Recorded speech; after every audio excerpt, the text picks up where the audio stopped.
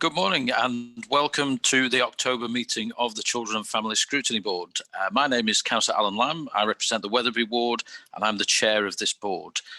This morning we've got a number of important items to discuss, but before we get to the agenda, I'm just going to go around and ask board members to introduce themselves, and we will do that in alphabetical order. So if we can start please with Helen Bellamy.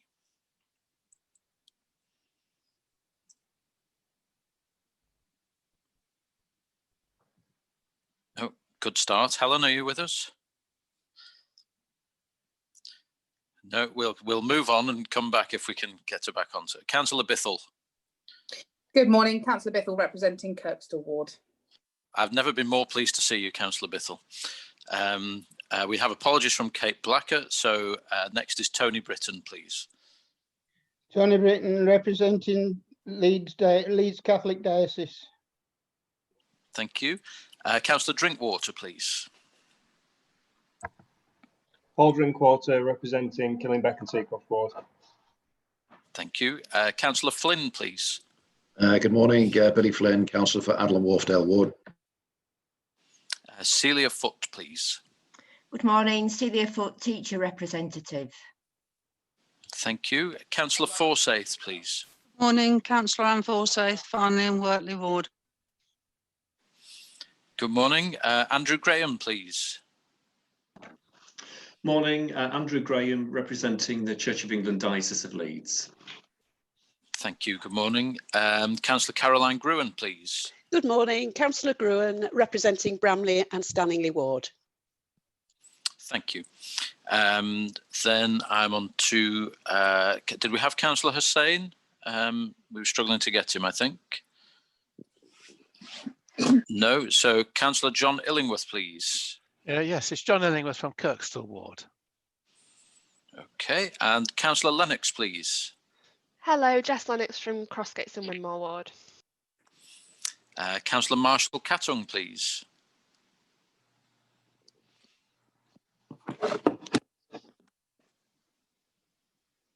Are you there, Abigail? Sorry, I was speaking to myself. Good morning. It's Councillor Abigail Marshall Cattung representing Little London Woodhouse and the City Centre. Thank you. Debbie Riley, please. Hello, Debbie Riley. I'm co-opted member for Children Looked After and Care Leavers. Okay, thank you. Councillor Renshaw, please. Good morning. Councillor Karen Renshaw representing Ardsley Robin Hood Ward. Thank you. Councillor Ryan Stevenson, please. Good morning. Ryan Stevenson representing the Harewood Ward. Thank you. And finally, we have Jackie Ward, please. Good morning. My name is Jackie Ward and I'm the Secretary Parent Governor representative on the board.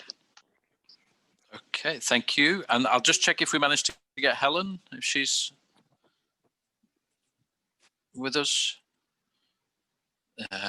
No, doesn't look like it. Okay, so, well, good morning and welcome everybody. We'll get straight into the agenda because as always, we have a lot to get through. So if I can also ask Angela Brogden, who's our principal scrutiny advisor, to introduce herself first. Morning, everybody. Angela Brogden, principal scrutiny advisor. Thank you. And Harriet Spate, please. Good morning, Harriet Spate, governance officer. Thank you. And Harriet will help us through the first bits of the agenda. So do we have any appeals today, Harriet? No appeals, Chair. Any items where we need to exclude members of the public? No exempt items today, Chair. Thank you. Item 3, are there any late items? No late items. Thank you. Item 4, do any board members have any declarations of disclosable pecuniary interests? I don't see any hands going up and I've got silence, so I'll take that as a no. Can we run through any apologies that we have, please? Yes, Chair. We've received apologies today from Councillors Kidger and Howley, with no substitute members present, and also apologies from co-opted members Emma Holmes and Kate Blacker. Okay, thank you, Harriet. So we move on to item 6, which is the minutes of our previous meeting on the 9th of September 2020. If I can just check that we're happy that they were an accurate record of the meeting. I'll take silence as a yes. And just a reminder to everyone, if you could keep your microphones muted to avoid any background noise when you're not speaking, please. And anyone want to raise any issues from the minutes that aren't on the agenda? If you could use the hand raising function, please.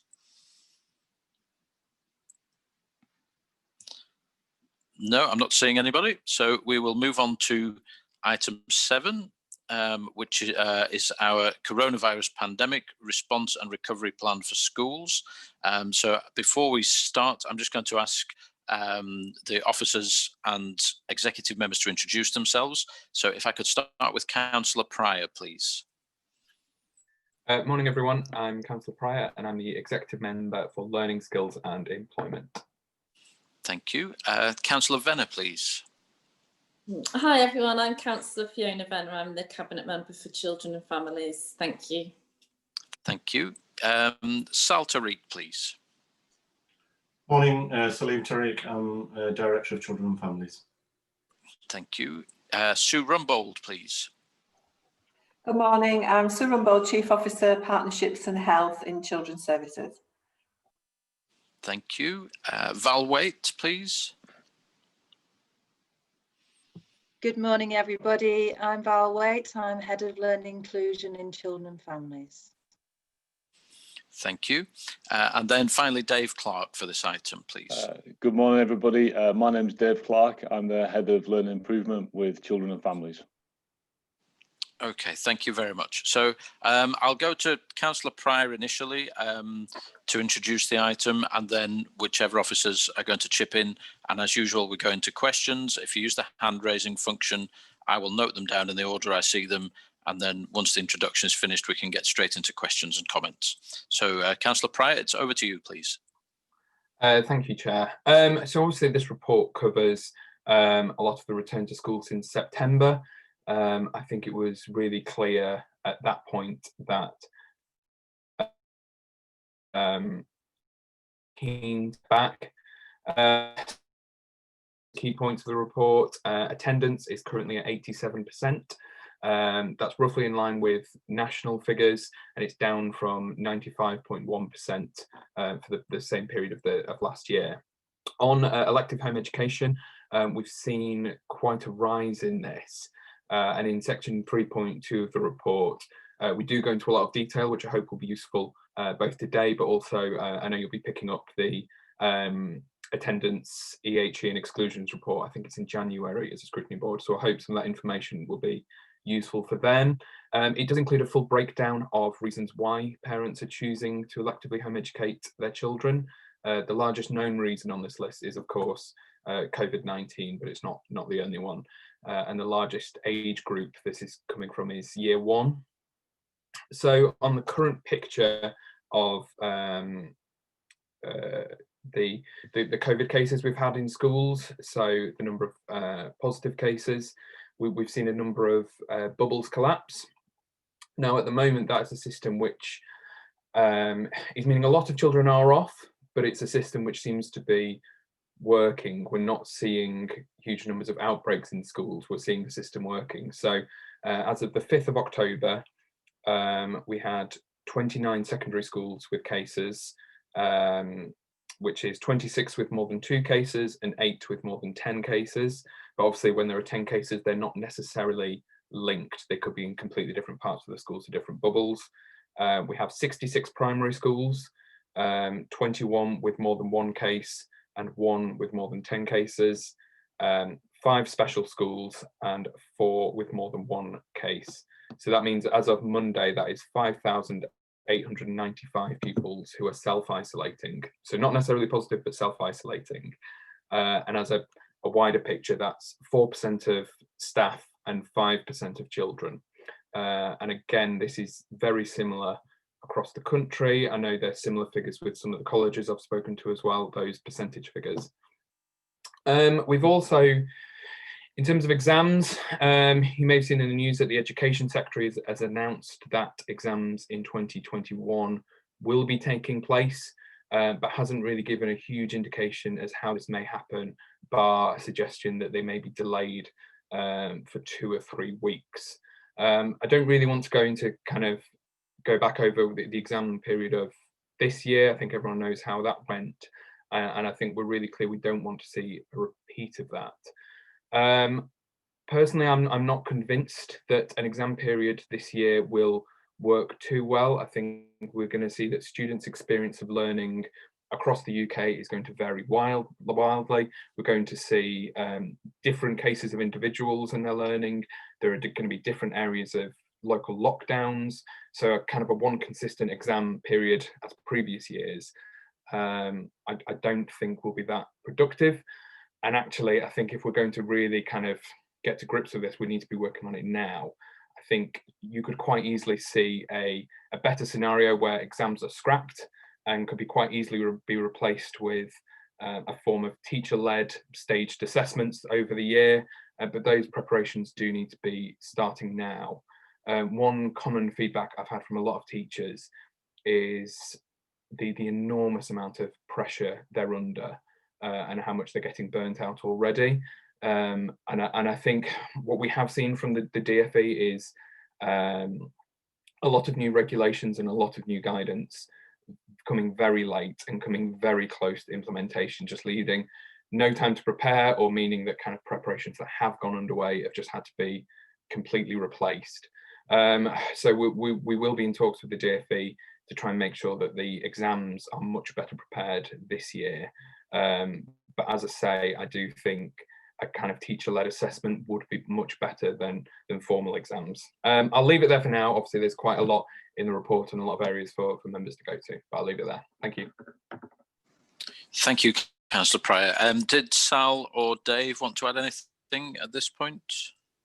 I'm happy to come in, Councillor Lamb. Just, I think Councillor Pryor's covered quite a lot of the detail there, just to say that I think schools are coping really well in terms of getting children back into school. And one of the things that heads said to us early on in this process was how great it was to have children back in their buildings, and just the sense of the noise and energy, you know, the purpose of their them being in this profession coming back to life, really. So I think that that's kind of quite important to bear in mind. And Councillor Pryor has talked about some of the numbers there, which I think is extraordinary, that we are managing that, given the rate of infection both here in Leeds but across the country is accelerating so quickly. We have spoken, we're in regular contact with the Department for Education. So up until last week, I was speaking to them on a daily basis, but we are now communicating with them via email on most days, and then I'm speaking to them on a weekly basis. At this moment in time, it is intended that October half term goes ahead as per usual. There are no plans at this stage to provide additional schooling for key worker or vulnerable children, or for any other children, and that October half term will be a break. And I think that that is the right decision. I think that we very quickly this term got into a position where particularly heads and senior leadership teams in schools are feeling quite fragile, given the pressures that they are under and the demands that are on them. They are having to work all sorts of hours, and particularly through the weekends, when some of those COVID test results come back either for their staff or for a child. They're having to seek advice at that point from the various agencies and make decisions about what's going to happen in relation to bubble closures, in relation to staff self-isolating, and then communicate all of that very quickly as well. So it feels like they've been on call all of the time, and we are continuing with the arrangements that we've got. So Councillor Pryor and myself lead citywide Zoom conversations with school leaders and principals on a regular basis. I'm continuing to send a bulletin out 2 to 3 times a week, And then we've got more detailed discussion going on through our bronze level discussions to try and work through all of the detailed issues and try and support the school leaders as best we can. And we are using those Zoom conversations to try and get that support into those senior leadership teams so that they are resilient through what is continuing to be a really, really challenging time. Okay, thank you, Sal. And Dave, did you have anything or straight to questions? No, I think Councillor Pryor and Sal have covered most, and we've tried to reflect as much as we can in that report that Scrutiny, the issues that would want to pick up on. I think just to reflect what Sal was saying there, that although schools are back, it's not quite as normal yet. Head teachers and school leaders and principals are still dealing with a lot of the COVID-related issues, whilst at the same time trying to get onto all the other things that are vitally important in their role as well. So it's still challenging times, but I think that school leaders and schools are responding really well to that challenge. And we're trying to, in our teams, Val and I's teams and Sal's teams, we're trying to respond as best we can to support them through this period of time. Okay, thank you very much. So I've got Councillor Illingworth first, please. Thank you, Chair. I've got two questions really completely unrelated, but I'll give them both. One is about notification from local schools. Now, I get notification from Abbey Grange School, which happens to be in Kirkstall Ward, but of course it serves the entire city. So relatively few pupils from Kirkstall will actually attend Abbey Grange, and it isn't massively relevant to the problems that my electors are facing.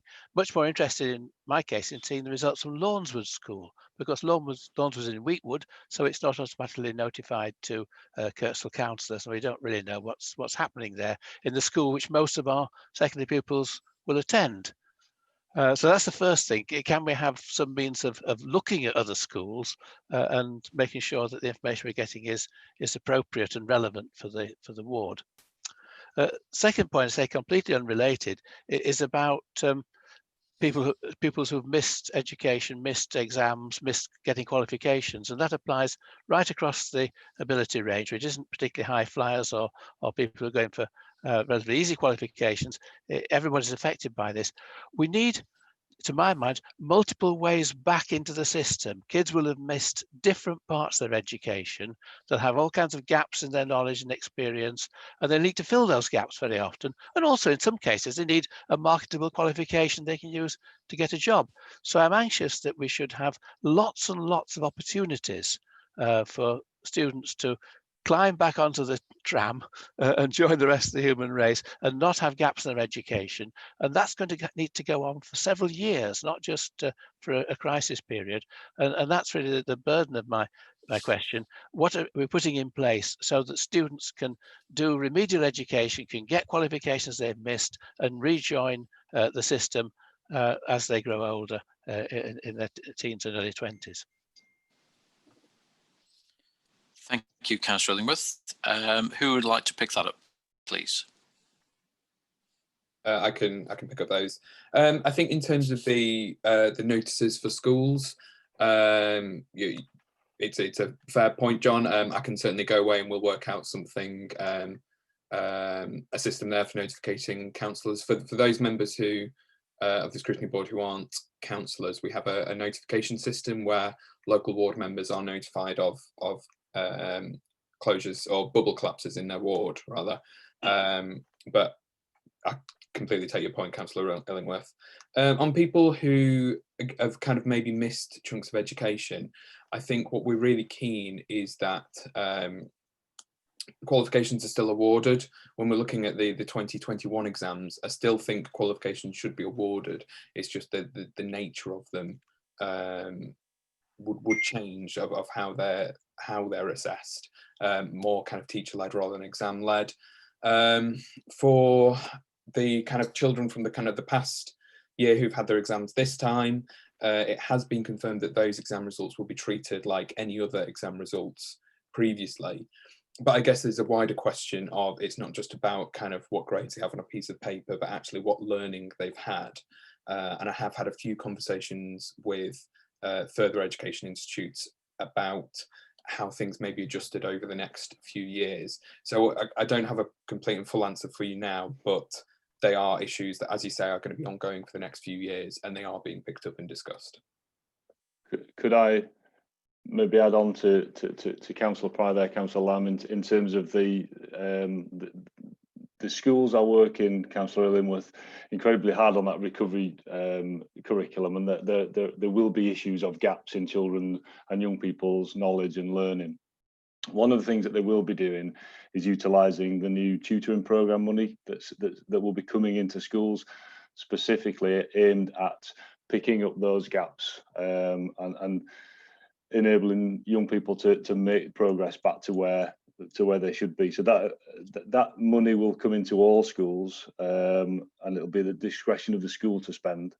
It could be used, for example, for small group intervention work, one-to-one work. It could be that the school chooses to use some of that for attendance officers. So it would be how best to target that at those children that are most in need.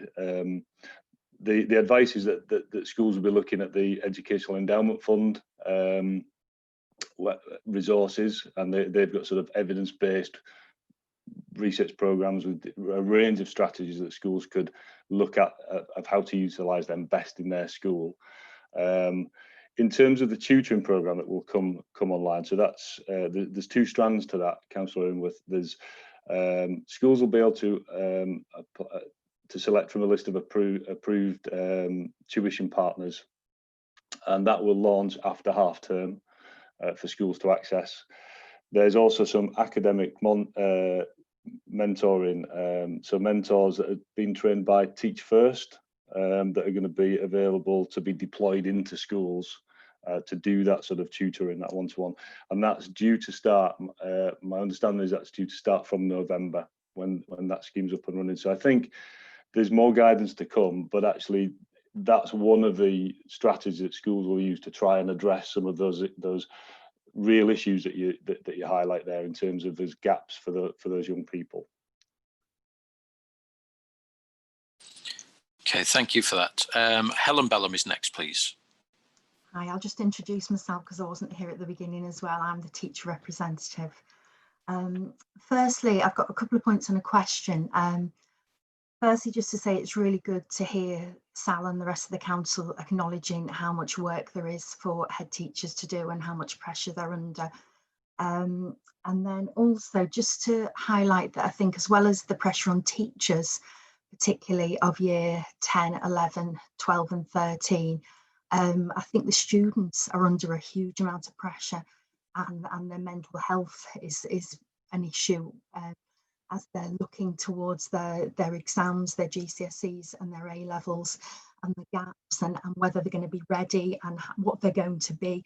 And just that not having that knowledge, which is stressful about what's ahead and what format these exams and assessments are going to be in. And then the other point I just wanted to make, and a question really, is there are children regularly being off, maybe 5 or 10% of children in and out of school regularly because of COVID or suspected COVID.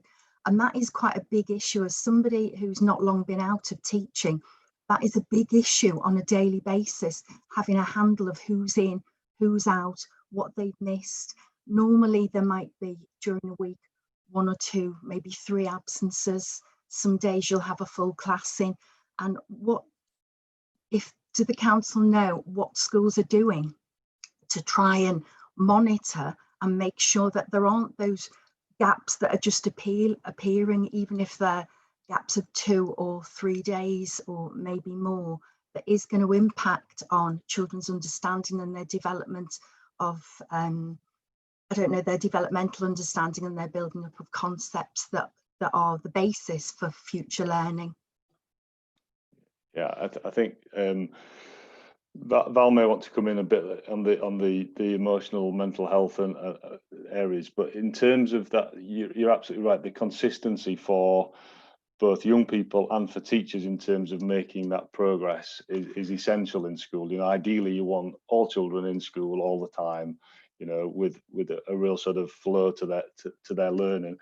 So it is a consequence of COVID that there will be some children in and out of school if they're having to self-isolate and then they're back and so on. So that does have an impact.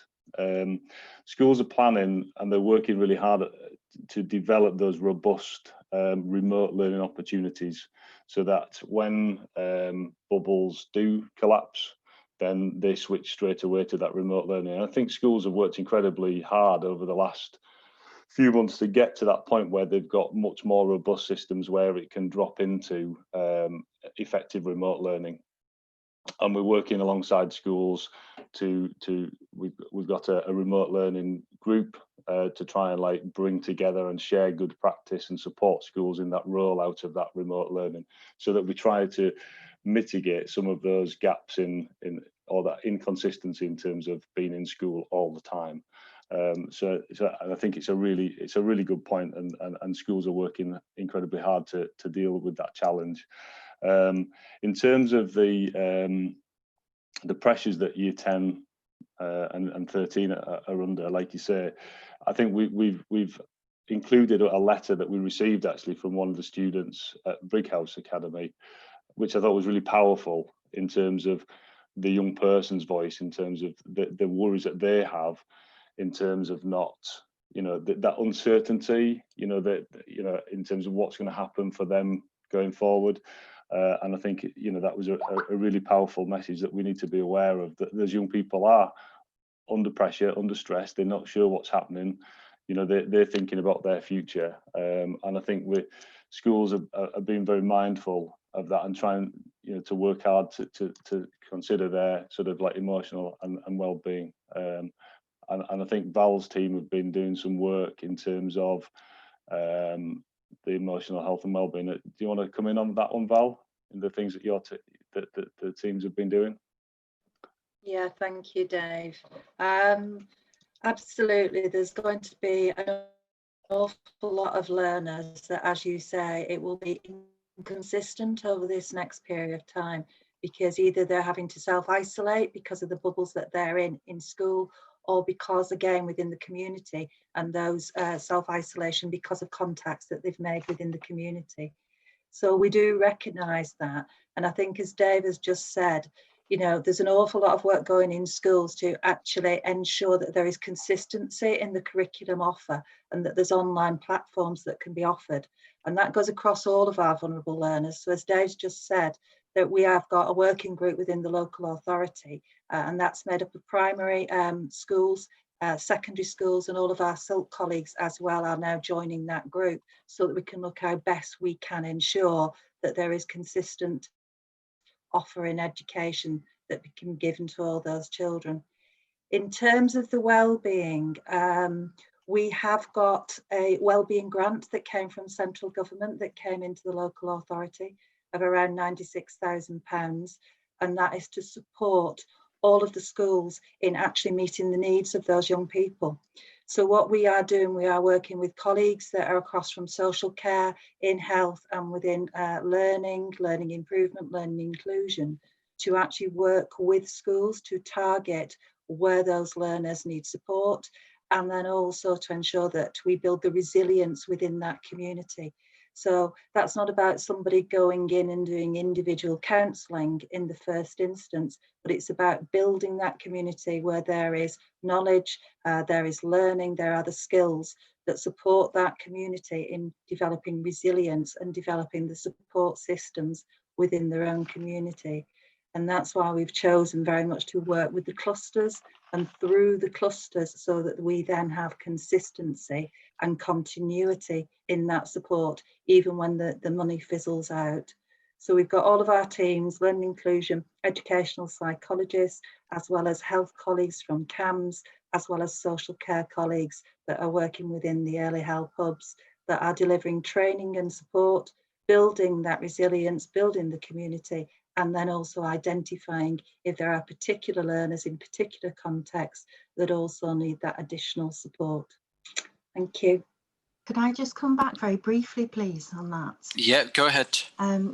First to say, it's fantastic to hear that there is that mental health support for young people, and hopefully schools really know their children well. Just on I think the biggest issue on absences is not where you have somebody who is going to be isolating for 10 days.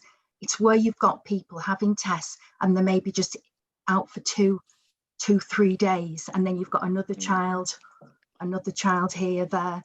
I think that's where the problem is. And the only way I can see that can be picked up, particularly in primary school, or that can be addressed, is if there are more members of staff. I know there's a massive issue with finance, and because there's not a lot of money coming, not extra money coming to schools from government. But to me, that is the only way. You look at who's who's absent on these odd days, and then the person in school who has that job can look at that plan for that week and think that child has missed those things, and they're quite important and really need to be taught and understood for that child's development and their education. Okay, thank you. Can I? Tim had his hand up to come in on this, and then perhaps if you can respond to that, Dave, as well. Tim, would you mind introducing yourself as well? Because I didn't ask you to introduce yourself at the start, please. Yes, good morning, everybody. My name's Tim Pouncey, and I'm the Chief Officer for Resources and Strategy within the Children and Families Directorate.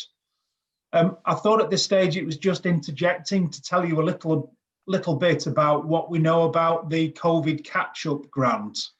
There have been some details released in the last few days about the government's £650 million catch-up premium for the 2021 academic year. And this is intended to cover the sort of issues we've just been talking about in terms of supporting pupils to make up for the lost teacher time, and targeting support at the children and young people who need it the most. We still need to work out some of the detail of the catch-up premium grant, but just to give you a flavour of it, the catch-up premium equates to about £80 per pupil, and that will be based on the October 2020 census. What does that mean in terms of Leeds schools? Well, for the smallest primary school in Leeds, they'll probably receive £6,500 as a COVID catch-up grant, and the largest secondary school will receive about £150,000 in catch-up grant.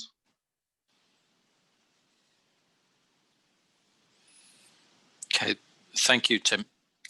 So, Dave, did you want to pick up Helen's follow-up point, please? Yeah, I think it is an issue, Helen, in terms of those children that are going to be waiting for tests, so they might be out for a couple of days and then back in and so on. And I think that schools are, as they refine their plans and as they become more accustomed to the way that we're working now,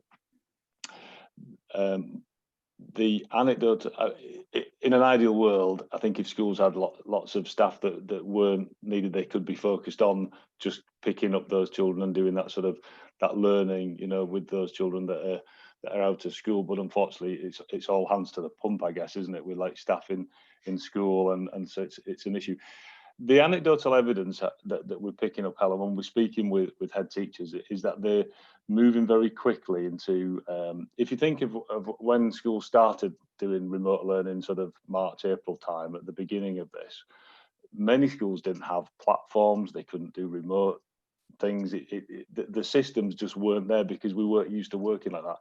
I think the feedback that we're getting as we speak to schools is that things are just more in place to be able to switch quite quickly onto that remote learning. So I was speaking to a teacher yesterday, and they unfortunately were closing a bubble, and they were telling me about the platform that they're using that the kids could log in straight away from the next day.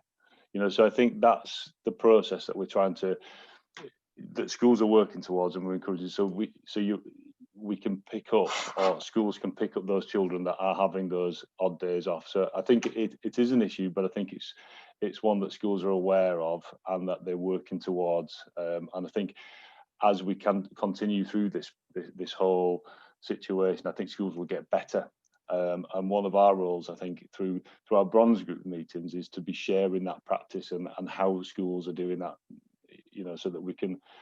And then there's opportunities when the funding that Tim was mentioning, when that starts coming online, to pick up those children that have been missing. You know, that the schools will be looking at which children are missing lots of education, and it's sort of patchy, and they can pick that up from the, you know, as part of that catch-up program. Dave, did you pick up Helen's point in the chat that she was thinking more about younger children where the remote learning is perhaps less effective? Yeah, I think again, I think you're right that there are issues with all of, you know, with those younger children in terms of that probably it's harder for them, like maybe secondary schools, just to flick on. But there are many things that they're doing that primaries are doing online, and also schools are often sending home with work packs, you know, like a physical work pack rather than just an online one as well. And again, I think there's no perfect solution to, you know, ideally we want kids in a classroom, and that's our best option, isn't it? But just to reassure you that actually schools are working, and I think we're supporting in that, into trying to get to a position where we can mitigate all those issues that will come because, you know, the kids aren't in school. Councillor Lamb, can I just come in? I mean, I think, of course, just to say that I really appreciate the points that Helen's making, because I think it does identify what the challenges are in terms of managing and running the schools at the moment. So Councillor Pryor, right at the outset, set out some of the numbers in terms of children that are self-isolating, and what we've seen over the last couple of weeks is that total number has really settled down at around the 6,000 level. So that has been fairly consistent now for a number of weeks.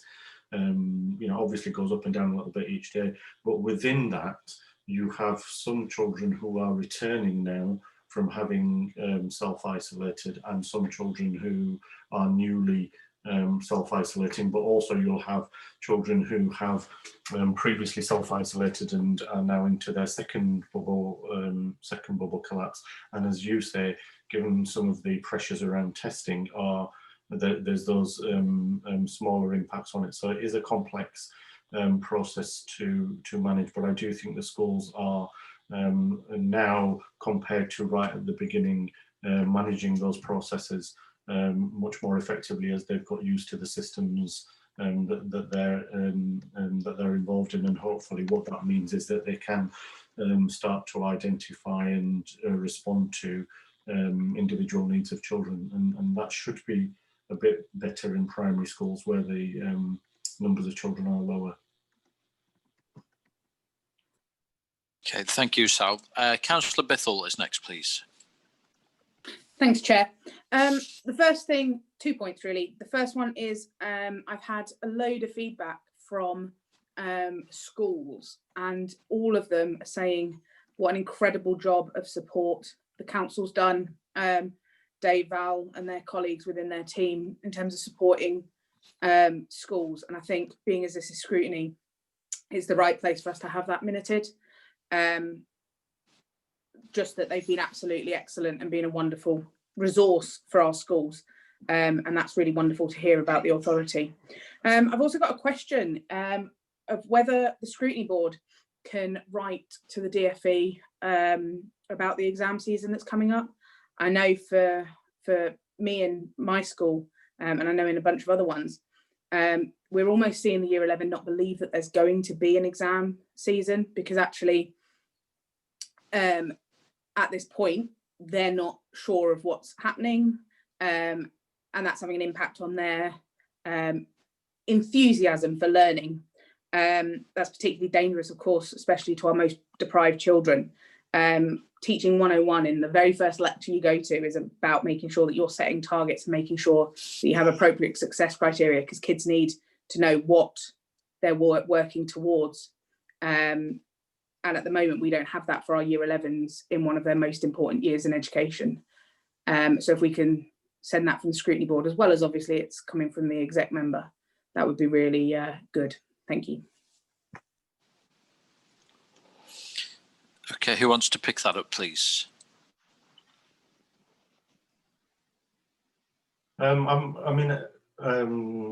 Thank you, Councillor Bissell, for feeding some of that back. We are trying our best to support schools, just given what I've said about how complex it is, and we try and help to create as consistent a picture across the city as possible by interpreting the guidance and making it easier for schools to know what they're trying to do, but also bringing those that community of leaders together to provide what support we can. But actually, some of the Zoom calls that Councillor Pryor and I lead are often very much about peer support. So it's kind of facilitating that dialogue and conversation and the schools learning from each other. So appreciate that feedback.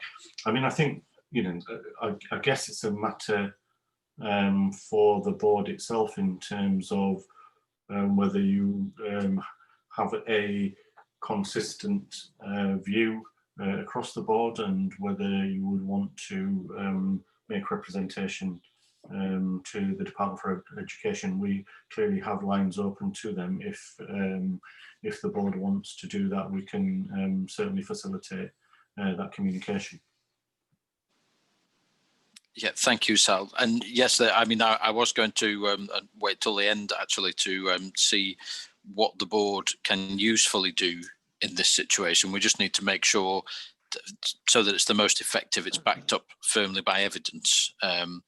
So we can perhaps have a think about that when we get towards the end of the session, and what we might do in terms of actions going forward. Councillor Lamb, could I just mention as well, and I think it's absolutely right that the exam season is a focus, but actually there's just, in terms of anecdotal feedback for the board, there's a significant amount of concern and worry and apprehension within the primary sector in terms of their testing regime, in terms of SATs and phonics testing and all the arrangements within the primary sector, because they're also struggling with that sort of, with children in and out of school, trying to get them prepped ready for their testing throughout the next year. So I think it's the big focus, should rightly so, is on the secondary, but there's also an issue in terms of assessments within the primary sector as well, and some concern from school leaders. Okay. Yeah, I think what would be useful is if, as we hear more views from the board, and see if there's a consensus among board members on a view around these things and what we might do about it. So I note Val has her hand up. Did you want to come in, Val, at this point? Yeah, it was really just a very quick point, which I'm sure that we're all very aware of it. But as this conversation goes on, I think it makes us more aware, doesn't it, of the inequity of the offer. Because as children, as we were just talking about, as Helen was just talking about, dropping in and out of education, the support they may receive at home or not. Some of our learners potentially getting additional support at home because of their family context and the situation they may be in, against others who will not be as fortunate, and then moving into exams for those learners that have not been able to have that additional support, those inequities in terms of how they then approach the exams, the support they get, and at the end of it, their final attainment and achievement.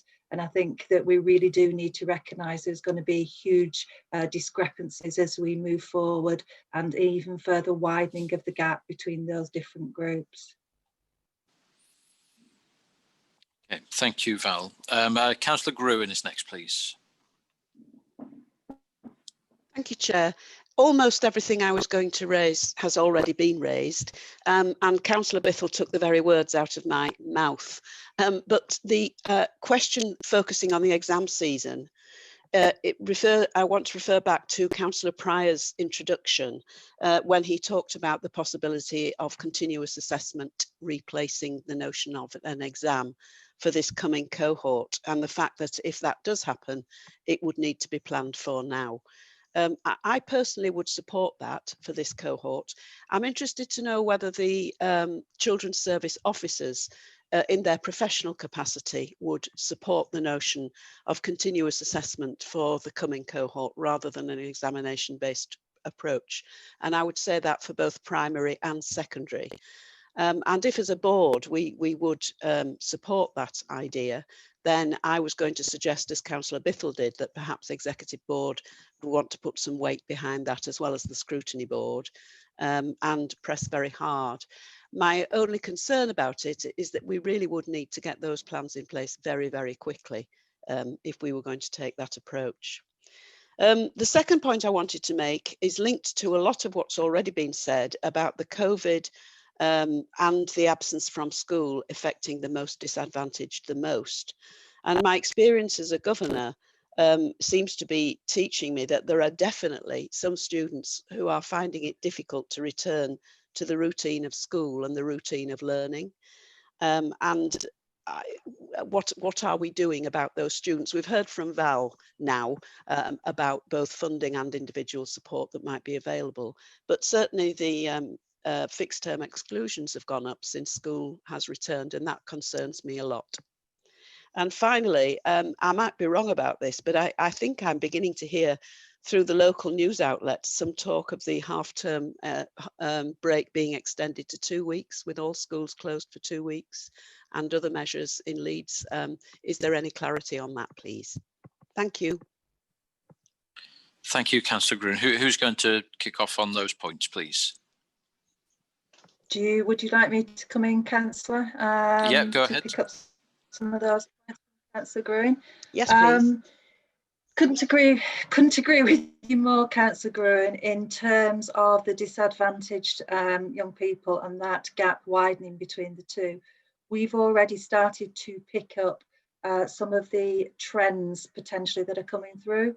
So if we just looked at elective home education, some of the information that we have that's around elective home education is that children on free school meals, again this year, as was last year, we've got an overrepresentation of children on free school meals that are becoming home educated. So this year we have had, since September, as you're probably very aware and as the report indicates, a massive rise in indications from families that they're wishing to home educate. And of those, in terms of free school meals, we have had 29% of the ones indicating that they now wish to home educate are actually on free school meals. And we've also got quite a large percentage of those that have previously been known to social care also electing to home educate. Fortunately, we have only got 2 cases currently known to social care that are choosing to home educate. But you can see that the pattern is starting to be there. Alongside that, also in the trends that we are picking up in home education, are that we've got larger numbers, just as you've indicated, of children who previously have had very low attendance and are now finding it even more difficult to return to school, and their attendance in particular has dropped below what it was previously. So our attendance team are doing lots of individual work with schools. We're identifying those families, identifying the learners, and then targeting those learners. If they are known to social care or being known to social care, we are linking in with social care, again, to put that additional support in, working within the clusters, within the early help hubs, so that it's a holistic response to those families and those needs. Again, in terms of, you talked about the overall exclusion, which is quite interesting, because whilst we have not got the verified data around fixed term exclusions yet for this term, because the data is always lagged and we usually only get it at the end of the term, we are seeing trends. So we're seeing now in fixed term exclusions approximately 162 children that are coming through. We've started again to identify those children, whether they're previously known to us, whether the fixed term exclusion is one of a pattern. So again, that we can offer early support to those individual children and put that in place for them. So we are not waiting until we get to the point where children are dropping out. We're trying to target very early, do the preventative work. If we're then moving towards a third fixed term exclusion, then we're talking about holistic approach, early help, and putting that in place with those families. Fortunately, we've only had one verified permanent exclusion this term, and as far as we could see, it was not related to COVID. So we are hopeful that we are going in the right direction. We've also got all of our schools working with the Area Inclusion Partnership, so they're identifying learners that are most vulnerable, and again doing the door knocking and trying to get them into school who we've got a previous record of, a history of, and where we've got concerns. I think there's also a massive concern, I don't know whether the council is aware, but there has also been a change in the exclusion codes from this September. So we now have new 5 exclusion codes. It can be a reason given for a school to exclude a learner. And one of those exclusion codes is directly related to COVID. And that is very much about if a young person, and they use the words willfully, actually going willful repeated transgression of protective measures in place to protect public health. And that now is a reason also for exclusion. And I think it relates to the earlier conversation as well, that we do have some learners who will be returning back into school who may be anxious. We've also got learners returning back into school who may have education, health and care plans or special needs. And therefore the behaviour that is displayed now could hit against one of those exclusion codes.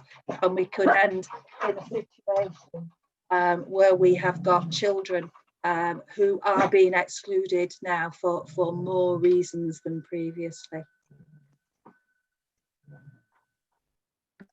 Thank you. Thank you, Val. Just a reminder to please keep your microphones muted if you're not speaking, please. And I think Councillor Gruen, you wanted to come back on that. Yes, thank you, Val. That's all very interesting and relevant. What about the question about the continuous assessment? It was really a question about whether children's service officers here would support that pedagogically. Yeah, should I come in on that one, Councillor Gruen?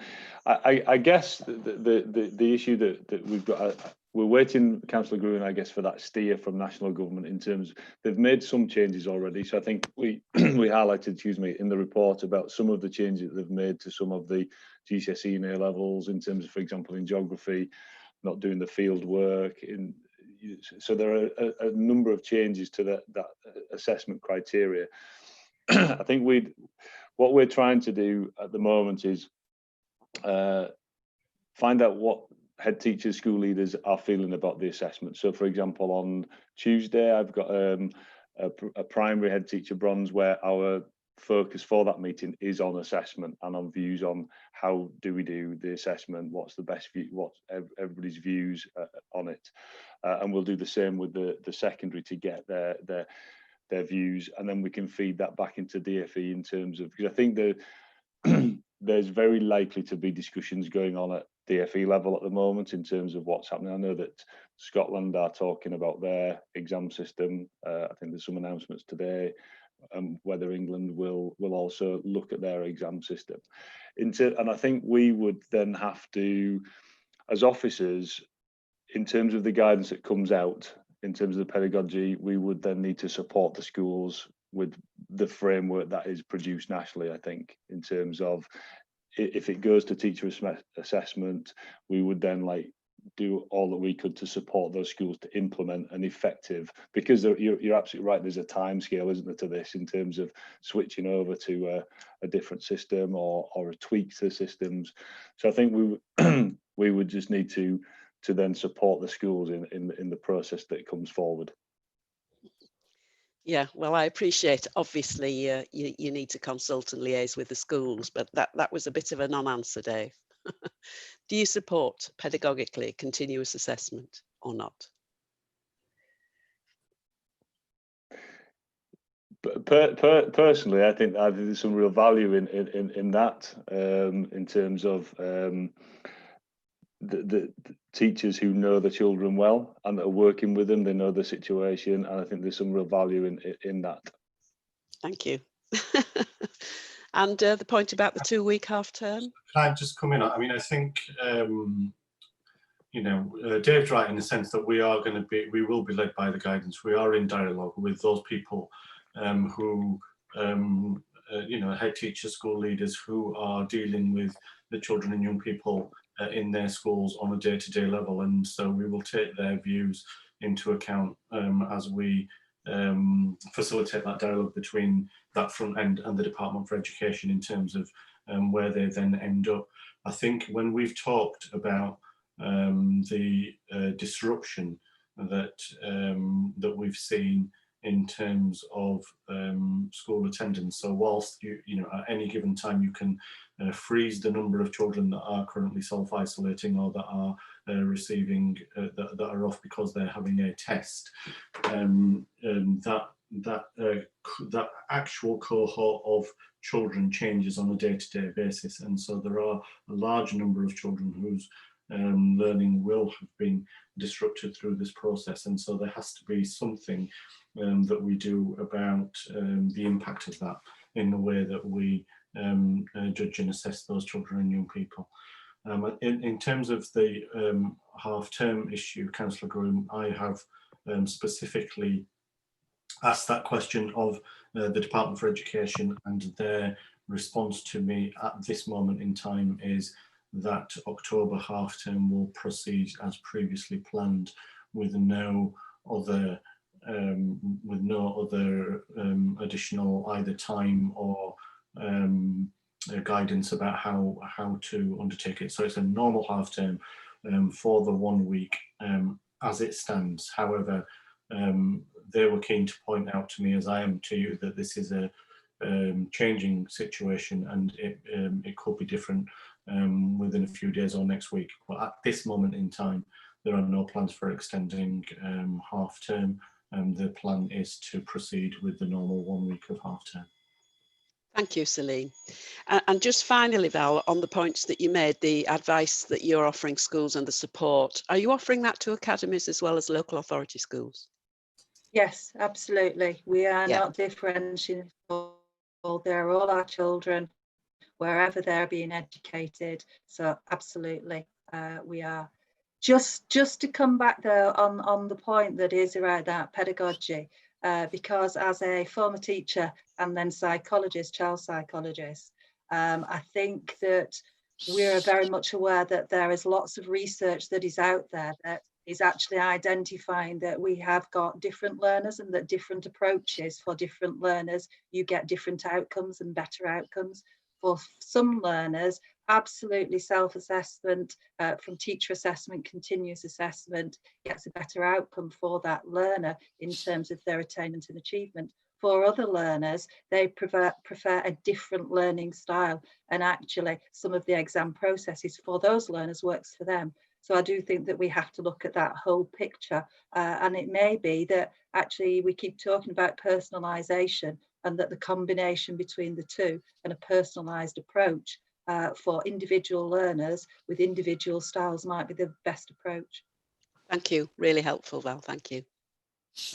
Thank you, Val. So Councillor Forsyth is next, please. Sorry, could I just come in on that point as well? Sorry. Yeah, go ahead. Just a quick point about kind of the whole idea of continuous assessment. That's not necessarily kind of we're saying this is exactly what should happen. We're saying that that is one alternative to exams. There are, of course, several different ways that children could be assessed, and that different ways would have different advantages and disadvantages.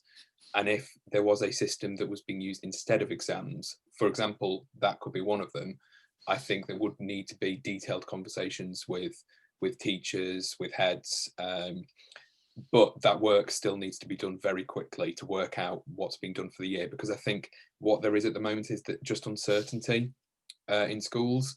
They're being told that exams are just happening as normal, whereas I think teachers just can see now that exams can't really happen as normal. There are too many other factors changing it, and that well, I personally think that the government need to look again at how results will be given out at the end of 2021. Okay, thank you, Councillor Pryor. Councillor Forsyth is next, please. Oh, thank you. I'd very much like to have joined the debate between exams and the continuous assessment as a former teacher. Can I just also say it's just not just about the individualised looking at this, it's also about the different subjects as well. So that's important too. I noticed my internet connection might be a bit down, so if you can't hear me, please let me know. Okay, so what I was wanting to say was, first of all, the concern I have is that the section in the report which does identify, you know, that head teachers and staff are very much under pressure, even at this time in the year. So we need to, you know, needing to sort of flag that up. So that's my concern, but a big thank you to staff and the local authority and also all schools for everything that they've done to actually make this very, very difficult situation work for so many of our students. My question though is about a very small cohort of shielding pupils, and the section that says that the shielding list has been reviewed, and there are some, the local authority is waiting for the details of those children that have been removed from shielding. So my question really is about their very small cohort of children and how that's being managed within individual schools. Yes, so much more could be said, but thank you very much if you can answer me about the shielding pupils. I think there's some confusion there. As well as, can I just say, I think for many people, the confusion is that the shielding was removed and the confusion about if there are members of the family who are shielding and how that affects the children going back to school. Thank you. Who can pick that up, please? Sue, are I'll you? pick that up. Thank you, Chair. Thank you, Councillor Forsyth, for the question. You are right that there is some confusion. There is a document, an Appendix 2 in the papers for today that clarifies those different points about children who are have been identified as no longer needing to shield. And we are, as I speak today, sending out the first cohort of children who've been removed from the list. Schools are going to be notified about that today. Right. So they assume that any other child who's in their school will be remaining on the shielding list who's not been identified to come off. Okay, so that's the first thing. It's taken quite some time for clinicians to go through each student, because we had 1,400 students who were identified to shield in the first iteration of this process. So it's taking some time for the clinicians, so that's either the GP or the paediatrician, to make a decision about whether the child should remain on the list or not. You're also right that children who are identified as needing to shield, the advice changed at the beginning of term, where those students were advised that they could attend school, subject to a risk assessment. And we have had some cases, and I think I said this at the last scrutiny meeting, where parents have been quite concerned about the health of their child and did not want their child to return to school.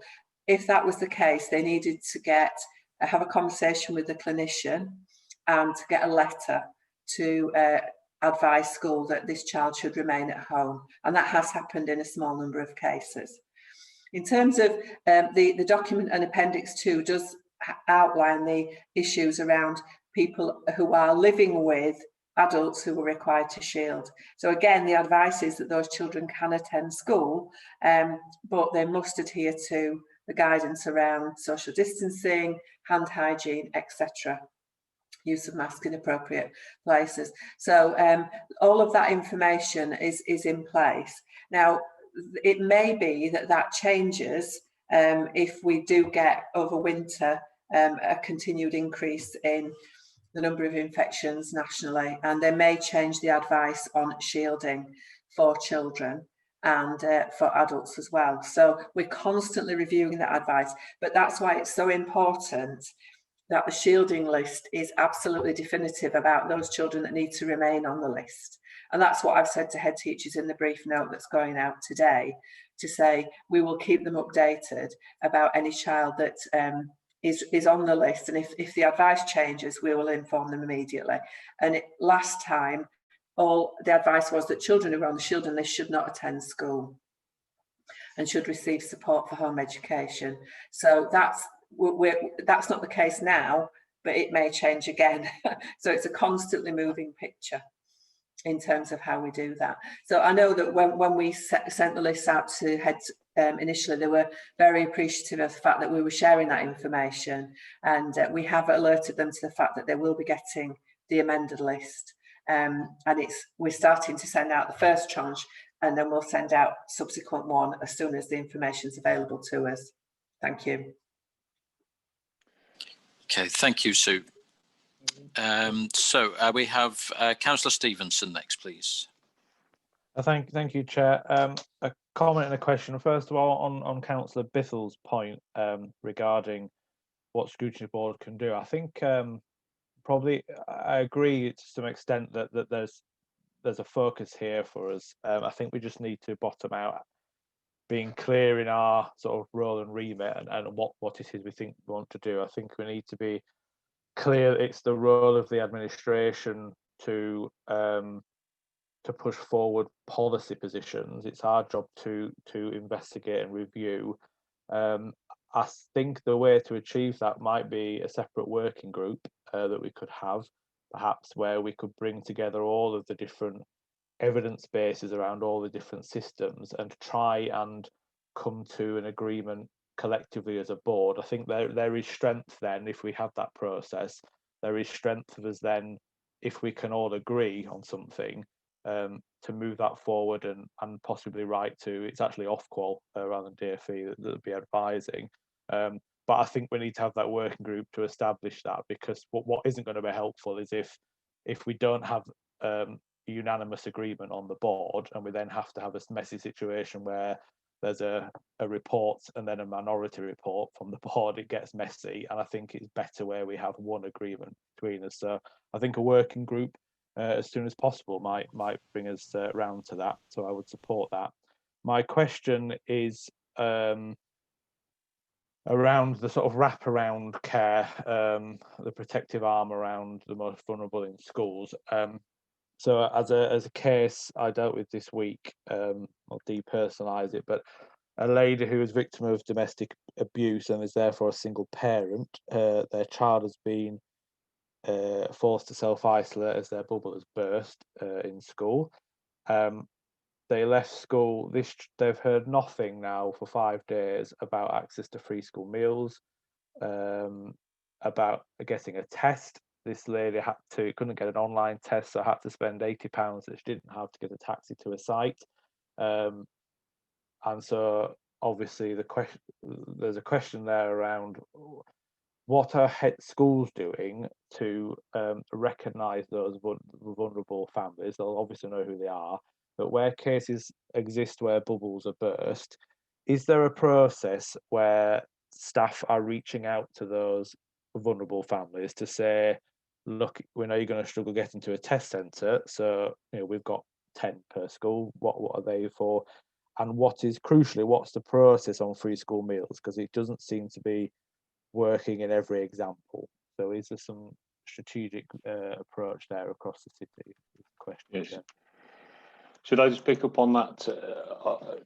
Other people might want to come in, Councillor Stevenson. In terms of those processes for schools, I think schools created some pretty good systems during the initial period of lockdown where they were reaching out to those vulnerable families, and the schools that I've taught to have remained in. Those systems have remained in place in terms of that regular contact with vulnerable families. So they're making those phone calls if they're not in for a period of time.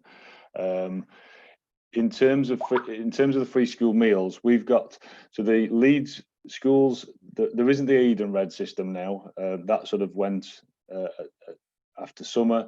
So I think about 25% of schools that are serviced by Leeds Catering are now up and running, providing meals within school. I think, and there's about 25% that have got meals just as they were pre-COVID, and then move into a better, to a more normal system. I've checked with the free school meals team, and I think last week they delivered 600 hampers out into to different schools so they've still got a grab bag system. So if children are maybe off for 1 or 2 days, the grab bags can be ordered and collected at the school or delivered by the school if they've got capacity to do that. I think the majority of schools are working with Leeds Catering, are actually using the hamper system, which is where they provide the food for a longer period of time. So parents aren't having to collect, or schools aren't having to deliver. And I think we had about 600 delivered last week, which was for 27 schools, and that was about 3,000 meals that were provided, free school meals last week. In terms of the free school meals, the Leeds catering team, they deal with, I want to say 162 schools, but I can't remember whether it's 162 or 126 that they deal with across the city.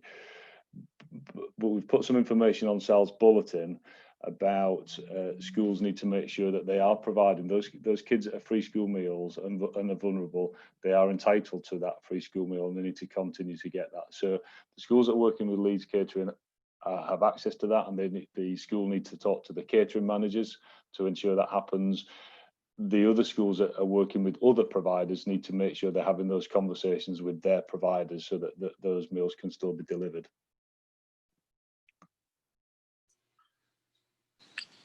Okay, thank you. So we have provided that information direct to schools in terms of them picking those issues up, and I lodged a question with Department for Education last week around whether to support that activity. The voucher scheme would be reintroduced, as had been requested by a number of heads in the city. They didn't have an answer for me when I spoke to them yesterday, but they are still looking into that. I think it's just as information, it's potentially worth sharing with this group that the number of free school meals has significantly increased during this period as well across the city. I think since March up to the summer, I think it's around 3,200 more eligible children for free school meals, which is a significant rise during this period of time. I think on the testing, I think that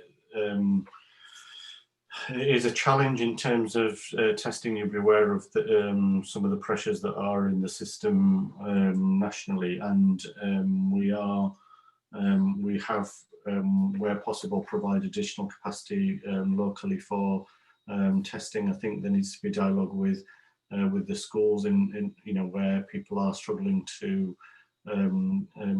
get that test, and we can try and support that happening. I mean, the testing rates for the city are amongst the highest in the country because partly because of our status and because we've tried to provide additional capacity within the city as well.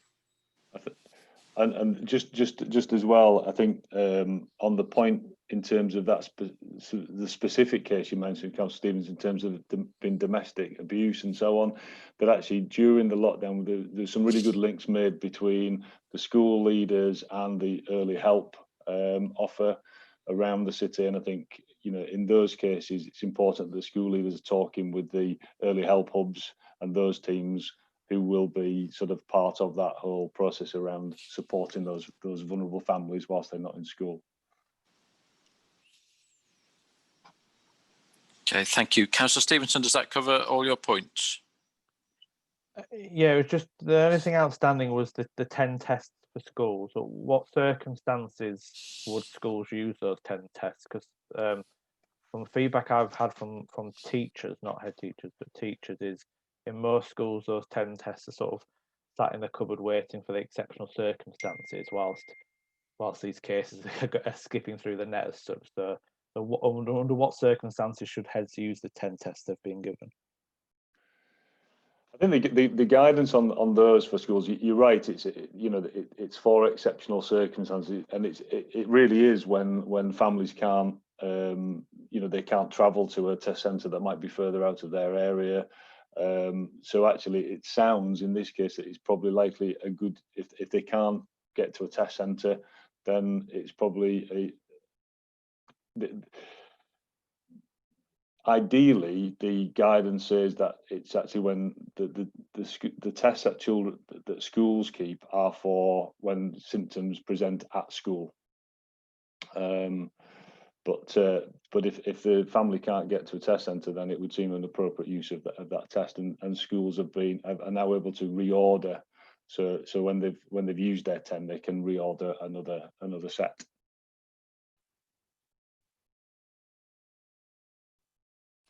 Okay, thank you for that. Celia is next, please. Thank you, Chair. It's about the guidance that has been put out to schools since March and over the summer, and schools have welcomed it. Unions have used it, and it's been very, very supportive. I am aware, though, that there've been you put some really good advice out, Sal, about pay progression and performance management for teachers, and that happens in school late September, October time. I do know of some schools that were bringing in rather elaborate Byzantine systems for teachers to evidence they were worth giving a pay rise to and having pay progression. And certainly in one case I know of, when I'd sent your advice, it was clarified and very useful. I'm concerned now, though, that pay meetings are happening in schools. This is the time when they've done the review and the planning. We've talked about exams now, although unions advise that there shouldn't be numerical targets set. I think Helen had backed me up in this. A lot of schools do use this. Are you going to be able to, or will you send out further advice about how teachers' plans and targets should be set? Because a lot of the signifiers that have been used by schools really, I mean, I wouldn't have agreed with some of the ones they've used anyway, but certainly now they are nowhere near as reliable as they may have been thought at one time. Thanks. Celia, I think we've certainly had these discussions as well with union colleagues in terms of the advice that we've been sharing with schools in terms of head teacher performance management and also in terms of their performance management and appraisal of their own teams in school, is very much that it's got to be appropriate for the situation.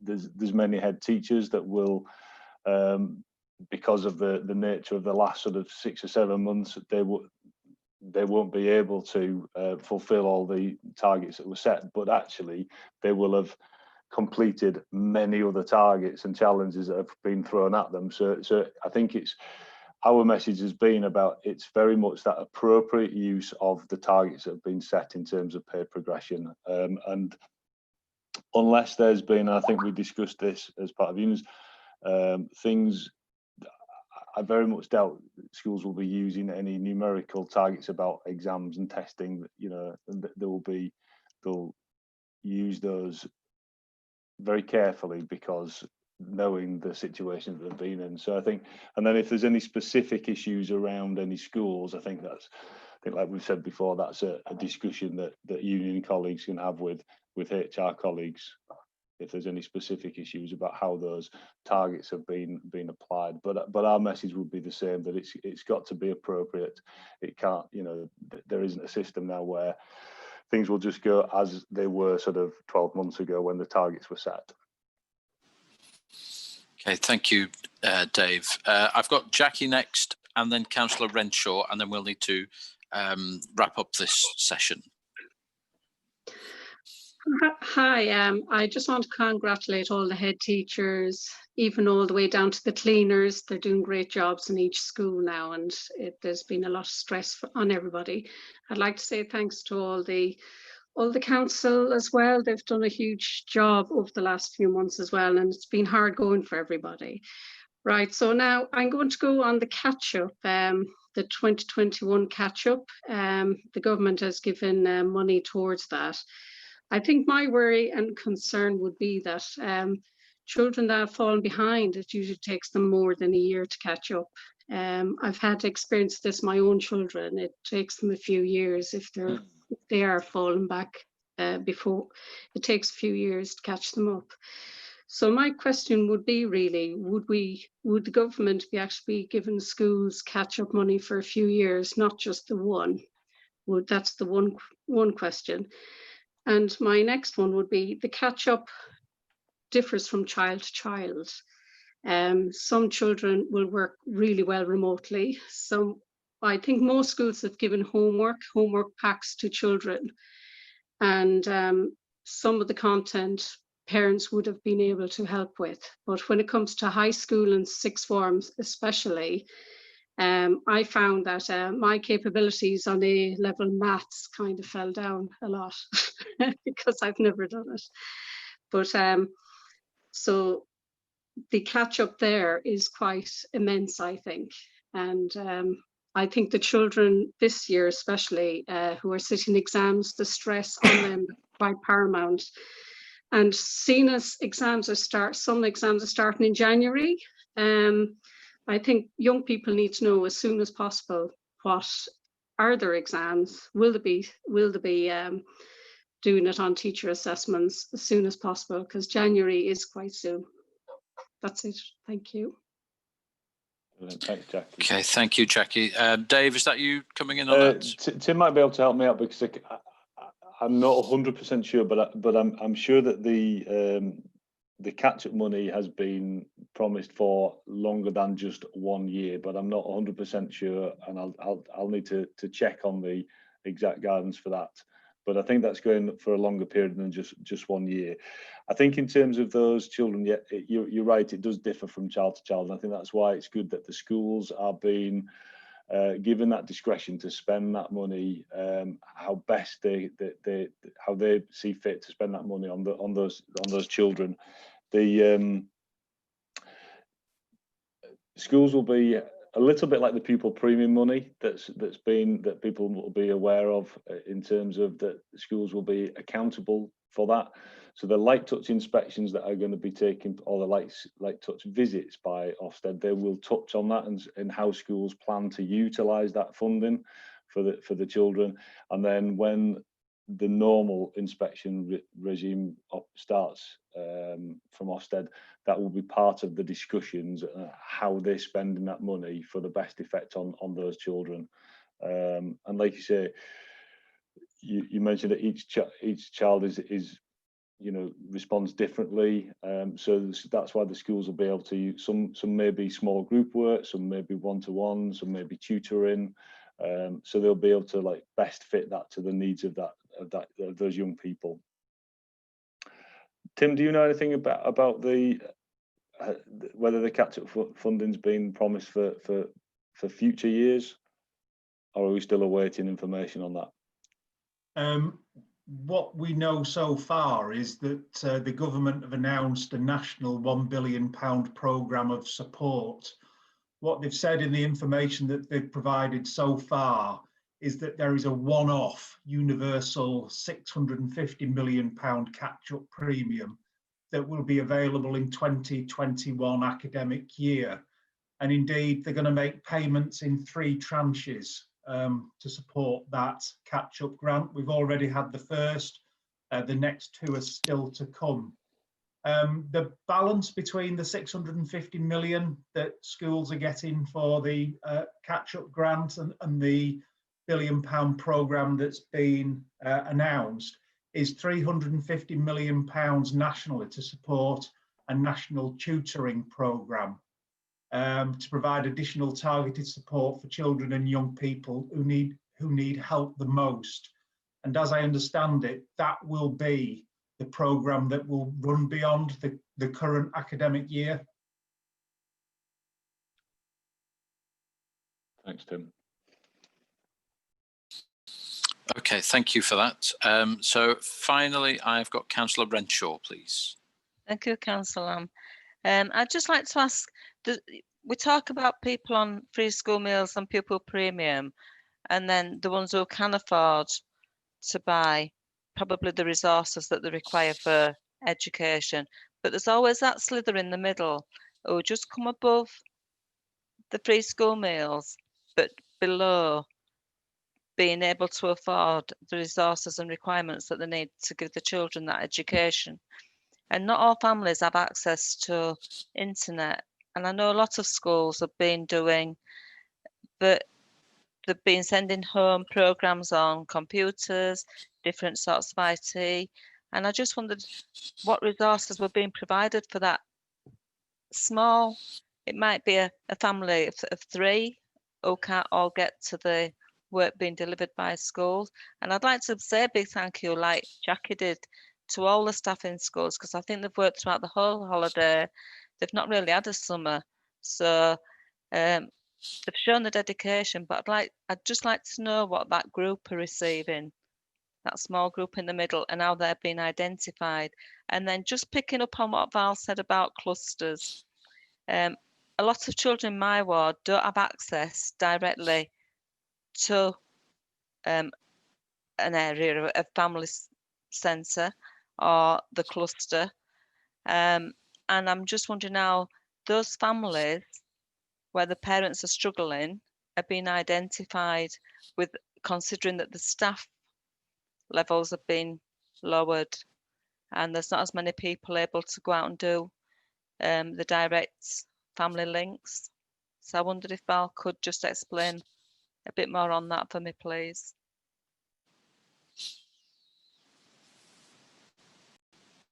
Okay, over to you, Val. Okay, we just come in. So a lot of the support, absolutely, as we said, Councillor Renshaw, is being delivered through the clusters, but you're quite right. Not all schools are in a particular cluster, but that's very much then the work with the schools that we are doing to identify those families, those learners that are in need. And I think throughout this conversation, we're very much aware of what schools are doing and that holistic approach that they take to all of their families. And they do know their families extremely well. So a lot of the information that we get where we are asked for support, either through our attendance teams, our inclusion teams, are because school have already identified that that family is struggling or that those children are struggling. And some of that is because of the work sent home that's either incompleted or attendance is irregular. And that's where then our inclusion services support schools in identifying that need and then targeting those families to offer support and offer help. So any family, whether they're in a cluster or not, can still get the support that comes through early help. And we're very much reliant on schools for that information. I think what has been absolutely fantastic over this period of time is that relationship that has been built between all of the services, between health, between social care, between education, and with schools, because schools are the ones that see the families, understand the context of that family, and then appropriately can refer on or pull in additional support, whether it's education for learning or whether it's around the social context or indeed contact colleagues in health. So we are very reliant on schools. And I think the one brilliant thing that's come out of all of around the coronavirus has been those relationships that have been forged between all of those agencies in supporting those learners. And I couldn't agree with you more. There's often a huge focus that is on those that absolutely have moved into that almost categorisation where everybody identifies they need additional need, but there's those that just fall below that. And I think that's where schools again are brilliant at putting that additional support in, the school support at that level. Just say that we also have continued to run the bronze groups that are multi-agency, geographically based, that are picking up those or talking to, directly to schools about those children that they see as vulnerable, for whom there is a need for additional support, and then facilitating the right services locally for them. Can I just, Councillor Lorenzo, as well, just in terms of, you specifically mentioned about those families that don't have access to IT equipment, and the government the DfE have extended their laptops and iPad scheme. So schools, if they've got a part closure of a school, of a bubble, they can then apply for additional equipment for families to use when they're not able to be at school, and that would include routers and laptops and so on. So that there is some further access to that. For example, if you know, like you say, you mentioned about a family of 3 and they may only have one iPad, that would be one of the criteria, that if they don't have access, or if they've only got access to the internet via a mobile phone rather than an actual iPad or a laptop. So there's some support there for those families that are in that situation, and that's through the school applies for that. Every school aware of that then? Yeah, that so so that information has gone direct to them from DfE, but we've also highlighted that on the director's bulletin as well, so schools are aware of that advice and guidance. Thank you. It was just getting that reassurance that families that had more than one child would need more than one. Yeah, and that would be part of that criteria. If they you know, if you've got three young people all self-isolating, then it's a challenge for them to do their online learning if they've only just got a mobile each or one laptop between them. So yeah, so there is some support. There's not a laptop for every child, but there is some support that schools can try and access in that way. Okay, thank you for that. And just to pick up Helen's point in the chat, I think that was, I don't think it's a specific organisation, Helen. It's something I raised, I think, that we did as a specific project in my ward, where between the ward councillors in our area and some charity groups, and we worked with some businesses for IT that they didn't need anymore. We managed to get 40 devices for families in our patch.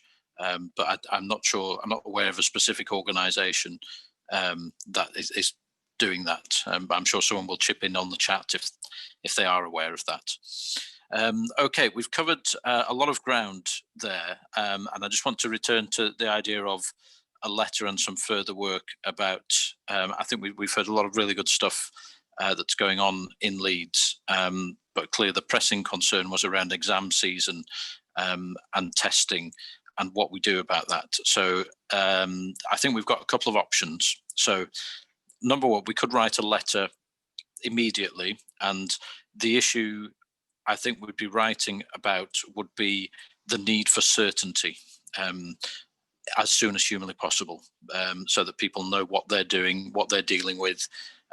Pupils can plan and be prepared, and teachers can plan and be prepared. I think if we wanted to be in a position to suggest what should be in place for testing, I think we'd need to do some more work on that, and we need to do it quickly. And it's whether we could pull a working group together speedily enough, because whatever is done, I think the consensus across everybody is it needs to be done quickly. So a letter could go asking for certainty as soon as possible, and that could either come from the board, or there is precedent for scrutiny chairs writing joint letters with exec members to government on issues such as this, and that could be an option. And I'm really guided by board members and also by the officers and the exec members about what's going to be the most effective approach going forward. It might be useful to save time if people have a view, if they want to put it in the chat, and we can see if there's a consensus about what we would do. So option one would be to write a letter immediately urging for certainty and clarity about what will be in place for exam season, and some assurances that it is not going to be changed at the last minute, and that whatever's in place, people know that's what they're planning for and working towards. Option two would be that we convene a working group as quickly as possible, and I think that would be to consider all of the possible scenarios from doing exams and how that would work, to all the other alternatives and deciding which we think would be the best, and then writing a letter following that. But I think it would have to happen quite speedily in the next week or so, and it's whether we can pull that together, and officers feel that they could support us in doing that. So Sal and Councillor Pryor, I don't know if you have a particularly strong view on what would be most useful for the board to do at this stage. I think a letter asking for clarity would be really helpful. If the board wanted that to be a joint letter from myself and yourself, Councillor Lamb, I'd be happy with that. But equally, if the board want to write by themselves, I shan't be too offended if you want me to kind of work on it separately. I'm comfortable with either. I think, Sal, Dave?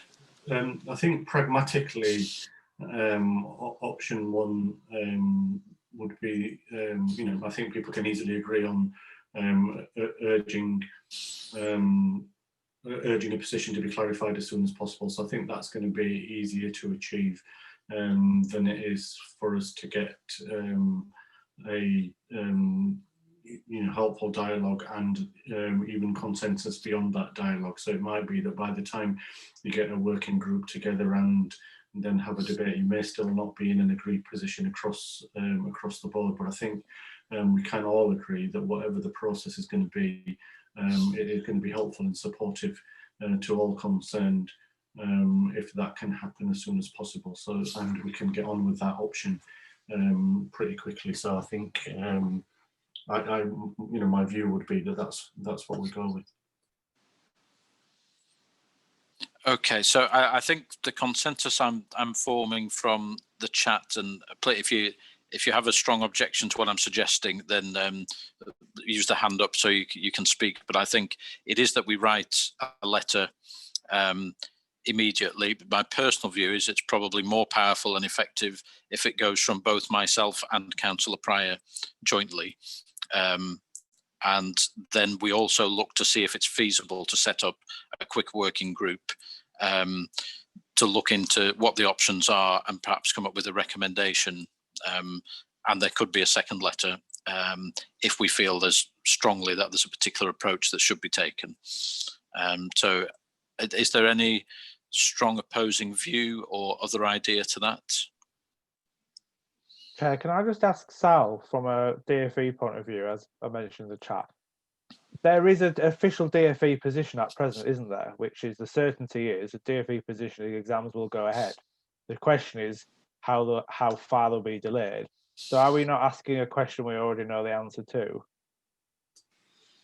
I mean, I think we can enter into a dialogue with them on it, on the basis that we are now in a position where we've seen the first number of weeks of school, children being back in school, and the disruption that has happened, and whether they are sticking with that position or not.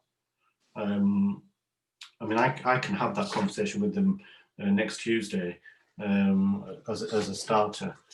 But yeah, you're right. The position is at this stage. The position is one that says they'll go ahead as normal with the delays that you've outlined.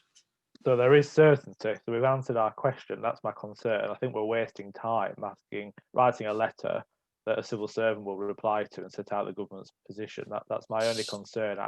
The time it's going to take us to write that letter, can we have a working group and discuss the actual issue and give some views? Would my point, Chair. But I'll sit down and go with the collective if you all want to go down that rabbit hole.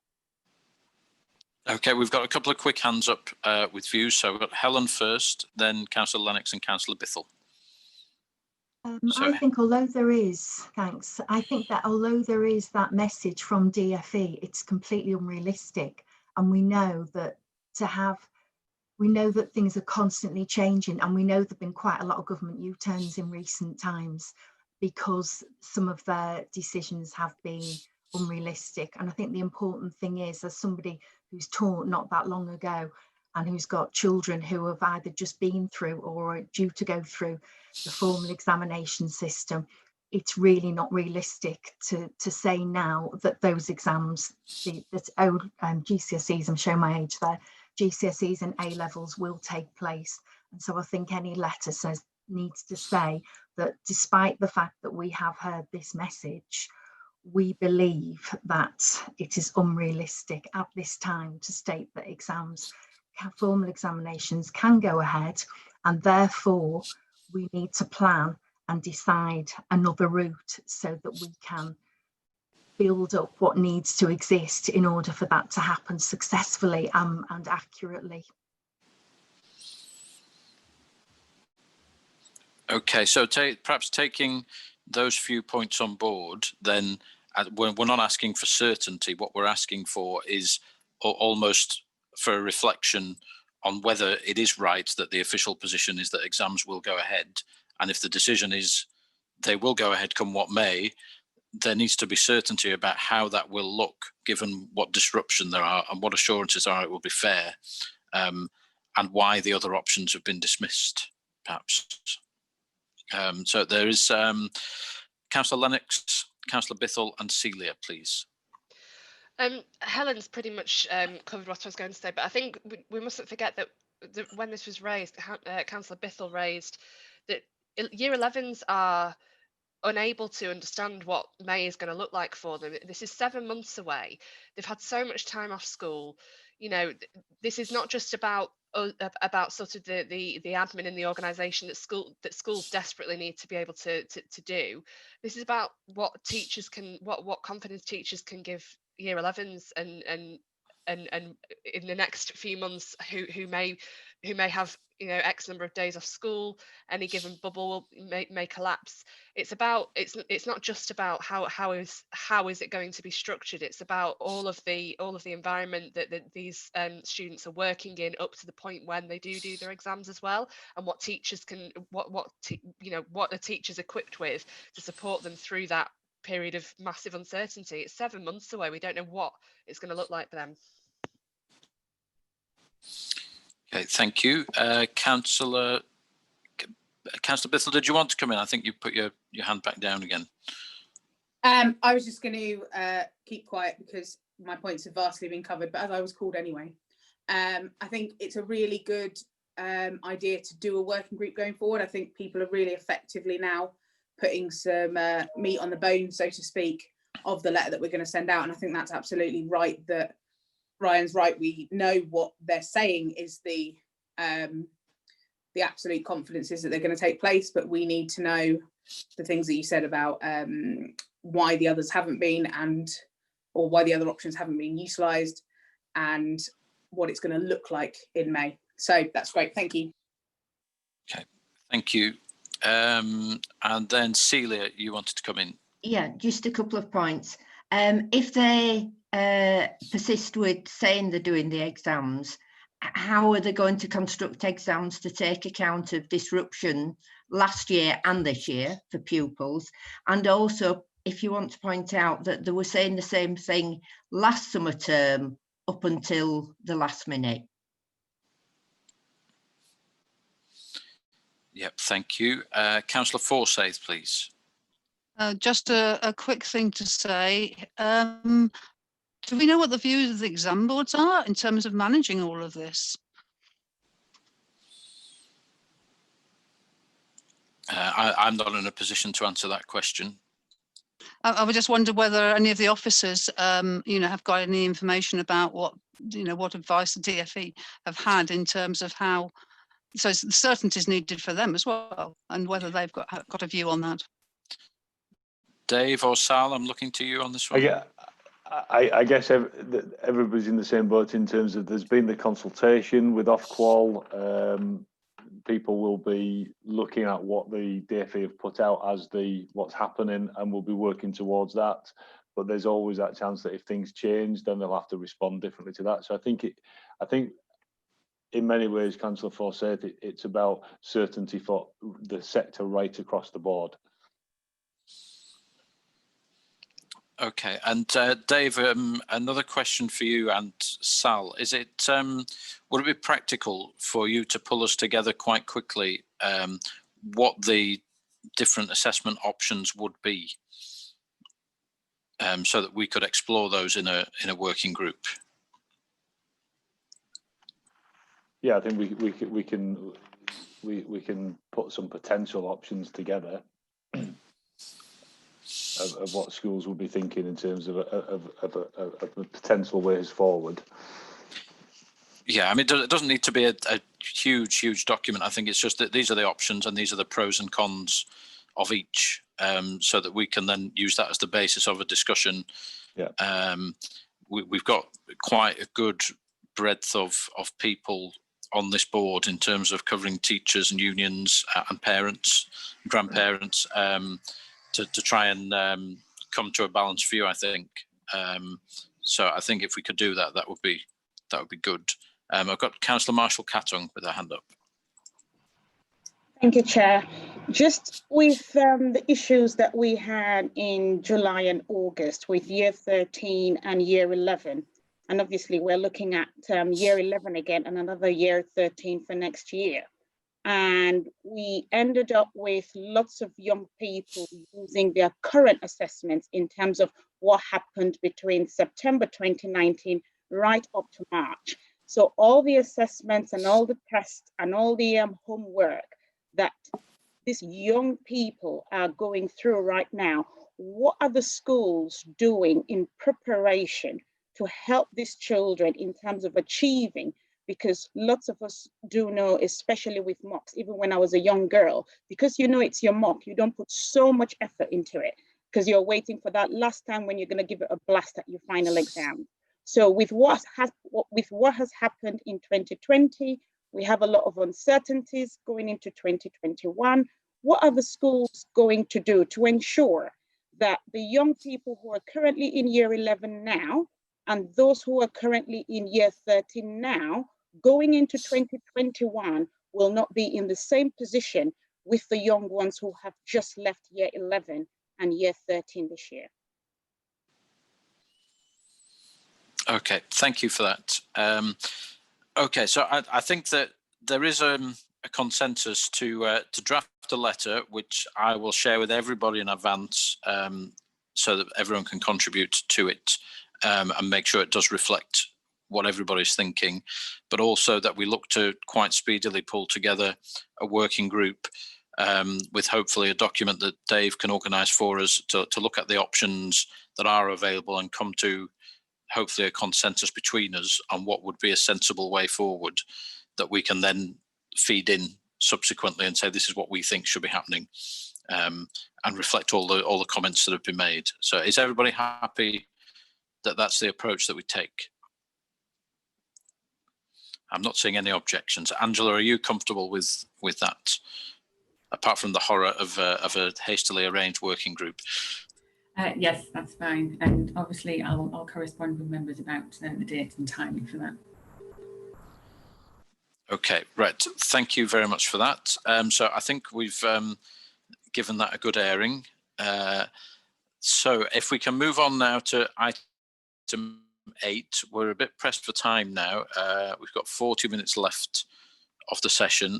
We're now on to the revenue budget update. So I'm conscious we did have a working group last week to look at this. So I've just noticed Councillor Bithell has her hand up. I was just going to type it in the Councillor chat. Bithell.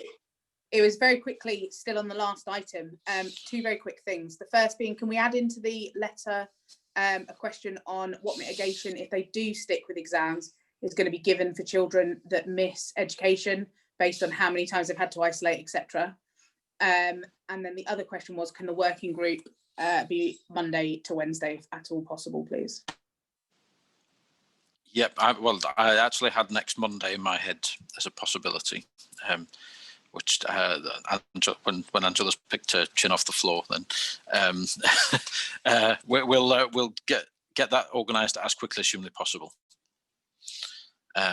Okay, so yeah, with those comments noted, if we move on to the revenue budget item, conscious that we did have a working group last week, but that was in private, and this is our opportunity to scrutinise the very early budget proposals in public, and it's very welcome that Scrutiny has the opportunity to chip in before the formal budget proposals are introduced, where normally we only get the chance to scrutinise them afterwards. So I think we're grateful for that, and that should be helpful to all concerned. So if we hand over to Councillor Pryor and Venner, if they have any initial comments, and then I should imagine Sal and Tim will want to come in, and I think we have Louise Hornsey with us as well.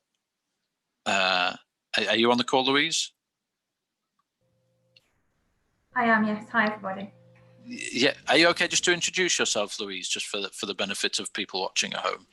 Absolutely, yes. So, hi, everybody. I'm Louise Hornsey. I am the Head of Finance supporting children and families.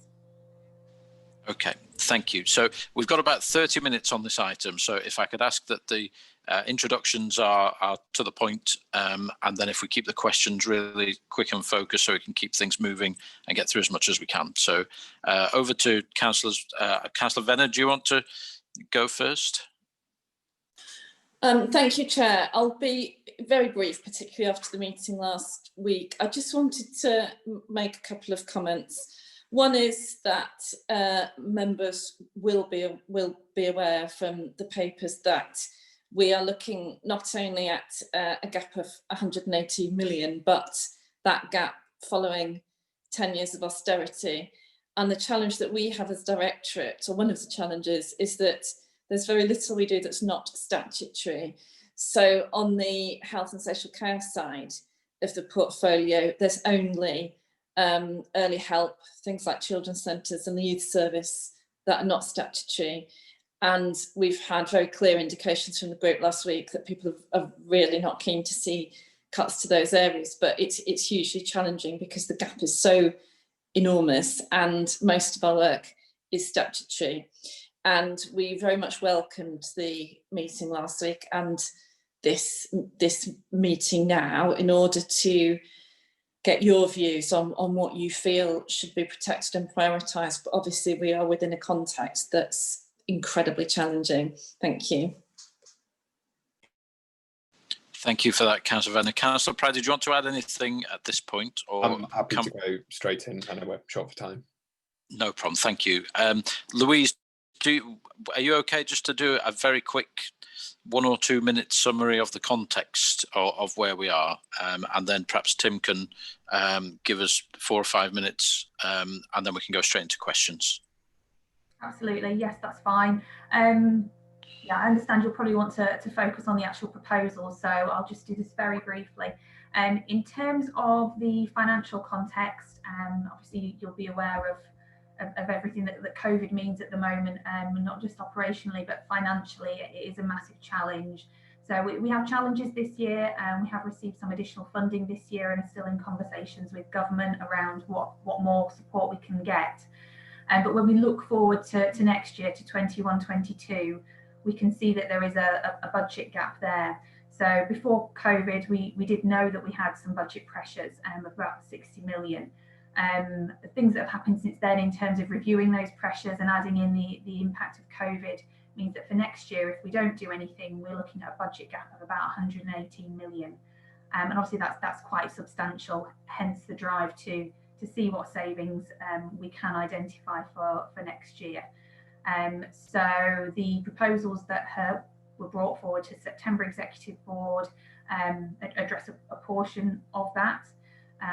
There is work still ongoing that will bring forward more proposals to future executive boards. So the details for consideration and discussion today are just relating to the ones that have come forward to September. Okay, thank you for that, Louise. And Tim, do you just want to give us a quick walk through the initial proposals as they are, and then I'll watch for all the hands rocketing up and we can get straight into questions. Yes, thank you. So I'm going to talk about page 47, table 2 of the report, just to go through some of those business as usual proposals from the Directorate. And I'll go through them a couple at a time and then perhaps pause to see if members have got any questions. So the first one on the list is around the level of income we can derive from our support for unaccompanied asylum-seeking children. This fits entirely with the concept of being a compassionate city, and it also allies with our support for Kent County Council and the number of children looked after that they have at the moment. The idea would be that there are some significant economies of scale to be derived from taking an increased number of children looked after. We are currently funded by government to take unaccompanied asylum-seeking children. We get £114 a day for those that are under 18 and £240 per week for those leaving care. So the proposal is to make some economies of scale and factor in the additional costs of looking after these children, and that will generate savings of £1 million across the wider children and families budget. It's a complex budget with lots of costs associated with taking unaccompanied asylum seeking children, and there is the income, and that is effectively the proposal there. In respect of partnerships and health, this is a combination of proposals. There are a number of, as you can see from the table, posts that we would not provide for next year. The idea is to use to the best of our ability those expressions of interest in the current early leavers initiative and reconfigure services so that we can continue to provide those services but take advantage of those colleagues that wish to go under the early leavers scheme. Within that wider partnerships and health proposals, there are also possibilities of charging some costs into the Strengthening Families Protecting Children grant that we get from the DFE, and we would look to do that for the Leeds Relational Practice Centre. There are also some proposals to make some savings on transport costs with a further rollout of the personal transport allowance scheme, and to bring in-house the independent travel training programme that helps appropriate but vulnerable youngsters to travel to school independently through a programme of training and development that supports their independence. I'll pause just in case, Councillor Lamb, you want me to answer any questions on those two. Thank you, Tim. Debbie has her hand up on those points. Yeah, just with regard to the unaccompanied asylum seeking children, I think it is important that we bear in mind that while some funding would follow these young people for the local authority, that isn't true across the board, and certainly health is not given any additional funding to meet the additional needs that unaccompanied asylum seeking children very often bring with them. It's just something to bear in mind that that additional funding is not available across the board to all services. Okay. Shall I carry on, Councillor Lamb? Yeah. Did someone want to respond to that?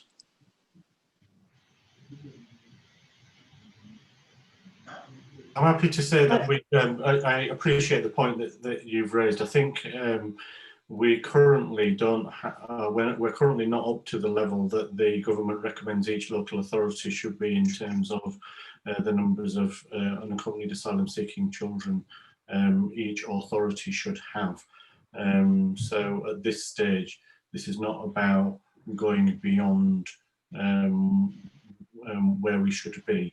It is about economies of scale within that requirement. The government asks that each authority has 0.07% of their looked after population as unaccompanied asylum seeking children, and ours is below that, so we'll be moving up to being in line with what the requirements are nationally. But I appreciate the point around the broader system of support. Okay, thank you for that. So, Tim, do you want to carry on, please?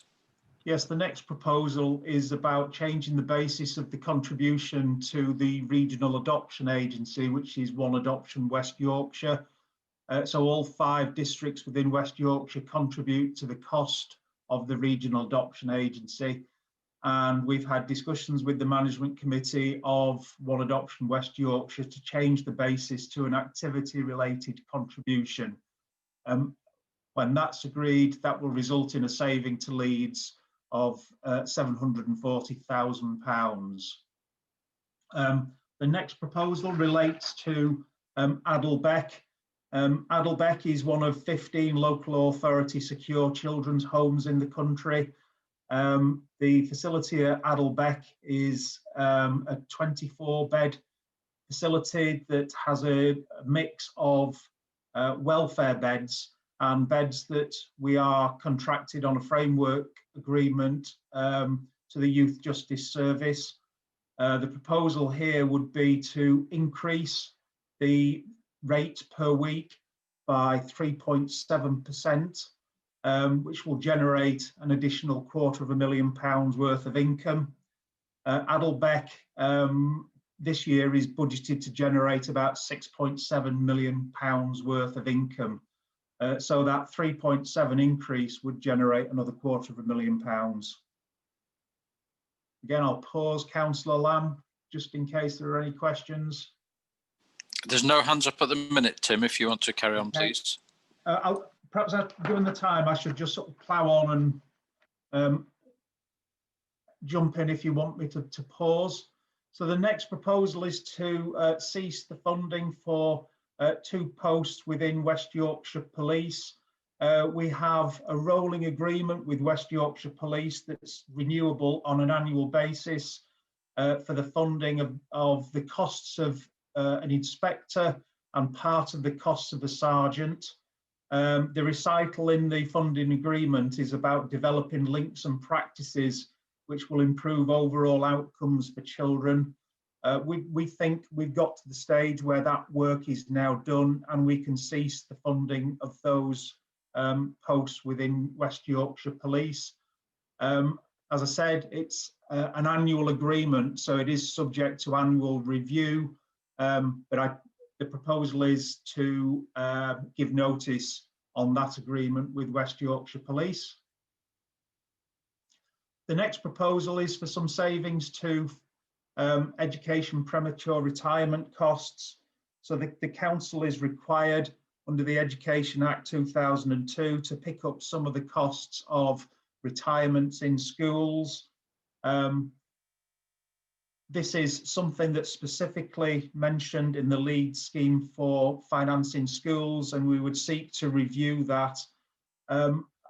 If I was being brutally honest, some of those savings are to do with trends, because this budget is to pick up the council's obligations to pay those costs in maintained schools.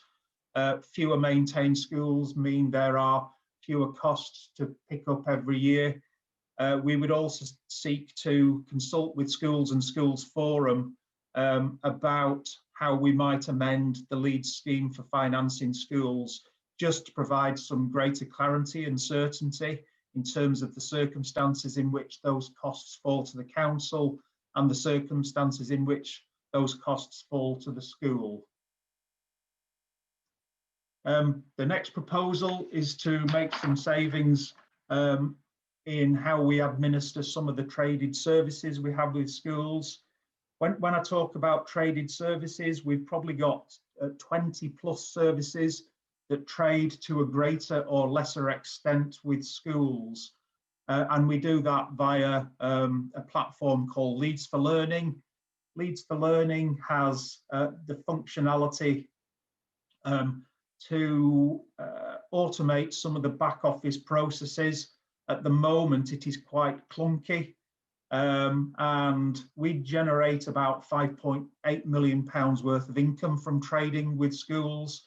I'm thinking about services such as music support, the 0 to 19 learning service, the governor's support service. Those sorts of services bring in the largest amounts of income. With the automation of the ordering and payment system, we will drag that system into modern usage. People will be familiar with clicking to make an order and for the payment to go through straight away. That's the proposal around the Leeds for Learning platform, to try and make that more joined up and more automated. The next proposal takes advantage of some expressions of interest from the council's early leavers initiative scheme to reconfigure some of the teams within learning systems. Learning systems effectively includes built environment team, sufficiency and participation, and the admissions team. The plan would be to take advantage of expressions of interest to leave the council early and make some savings across those three teams. Learning improvement is similar, looking to take advantage of expressions of interest to leave the council and also to reconfigure some of the staffing that we have around the music support service, where we can make savings by employing people directly rather than using them on an agency basis. Savings across learning inclusion include the deletion of a vacant post and again taking advantage of an expression of interest to leave under the council's early leavers initiative. There are also a number of posts that are vacant within the directorate. We would seek to delete these vacant posts and take the budget saving as we reconfigure some of our services. And the final one is some savings that have been realigned from a restructure of the children looked after service and some of the management costs in there. I'm conscious that that was a really quick rattle through, but it's probably appropriate that I've left some time for any comments or observations that any members of the board may have. Yeah, thank you, Tim. That's really appreciated and very helpful. So who has got questions or comments on that, please, either for Tim or Sal or the exec members? For once, I'm not seeing a rush of hands go up. So I hope we didn't do it to death in the working group last week. I think Helen was in, Councillor Lamb. So right, I've got hands go. I've got Jackie and then Helen, please. Thank you, Sal. So Jackie, please. Hi. I suppose worried about, how in all the report, staff seem to be hit all over the directorate. And I think it is a worry that, the remaining staff will have so much work that they won't, because of the staff leaving or being made redundant or whatever. So I'm just worried about the workload for the people that have been left behind. That's one thing. And also on page 114, performance analysis provided for the scrutiny board and other different things. Will that affect our work on the scrutiny? I think they're my main questions. Thank you. Okay, who'd like to respond to that, please? I mean, it is certainly an issue that we will need to very carefully think about whether a particular post can be deleted or whether we need to reconfigure services behind supporting an application for somebody to leave the council under the early leavers scheme. In fact, what we're doing with that is doing a post-by-post analysis where people have expressed an interest and wish to exit the organisation. The options available to people are to go via voluntary severance or voluntary early retirement. The net effect is the same. We have one less person. So we are looking to see whether we can support those requests on a post-by-post basis and on a service-by-service basis. I think Sal said by way of introduction that it was Councillor Venner said by way of introduction that a lot of what we do is statutory. a lot of what we do is also supported by income, be it income from traded services or income from grants and contributions. So it is a very careful analysis of whether it makes sense to reconfigure the service and let that person go. I think the scale of the financial challenge is one of the imperatives that is in our mind when we are taking those decisions. But we are acutely aware of the pressure that this will bring to all teams that are losing staff, and we are acutely aware of some teams that are under significant pressure at the moment, and there are some difficult decisions ahead as to whether we can support people from those teams to go, given the impact that could possibly have on our statutory responsibilities and on the impact that would have on children and their families here in the city. Thank you, Tim. I think Councillor Venner wanted to come in as well, please. Yeah, thank you, Chair. I suppose the point I wanted to make in response to Jackie is that I don't want to cut staff in this direction.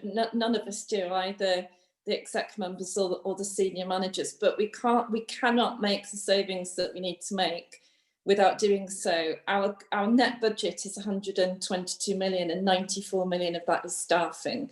So it is by far our biggest cost. And the challenge that we've got is how we make the savings we're required to make, but don't have a detrimental impact on children and families and on our outstanding services. And that is a massive challenge. It's something we're doing with great thought and great care, as Tim said, with the requests that we've had for people who want to leave the authority or want to reduce their hours. We're looking at each case individually. We're saying no to some where we don't feel that we can let posts go. We are looking very mindfully at where we can allow people to leave the authority without having a damaging impact on frontline services. But we cannot make the savings we need to make without cutting staffing, and that is the awful reality of where we are. Thank you. Okay, thank you for that. Second part was just, was it about the performance management information and that information that comes to Scrutiny Board? We've moved over a period of time to try and create performance management systems that mean that we run less individualized reports and try and get a suite of reports together on performance management that we can use in multiple arenas, and that seems to have been working effectively. So I think that we should be able to maintain that information that's necessary for our purposes of scrutiny going forward. Councillor Lamb, I was going to say something similar, because the proposals that Jackie referred to relate to the Resources and Housing Directorate. So any proposals in that area shouldn't adversely affect the performance information in children and families. We have a performance and intelligence team in children and families, which isn't affected by that proposal on page 114. Okay, thank you for that, Tim. And if I'd just add, Jackie, that to my mind, scrutiny becomes even more important in these circumstances, and being able to be constructive with the directorate to help them and thinking carefully about how we do our work. But certainly, I think we can be no less effective in that. So next we have Helen, please. Thanks. Hi.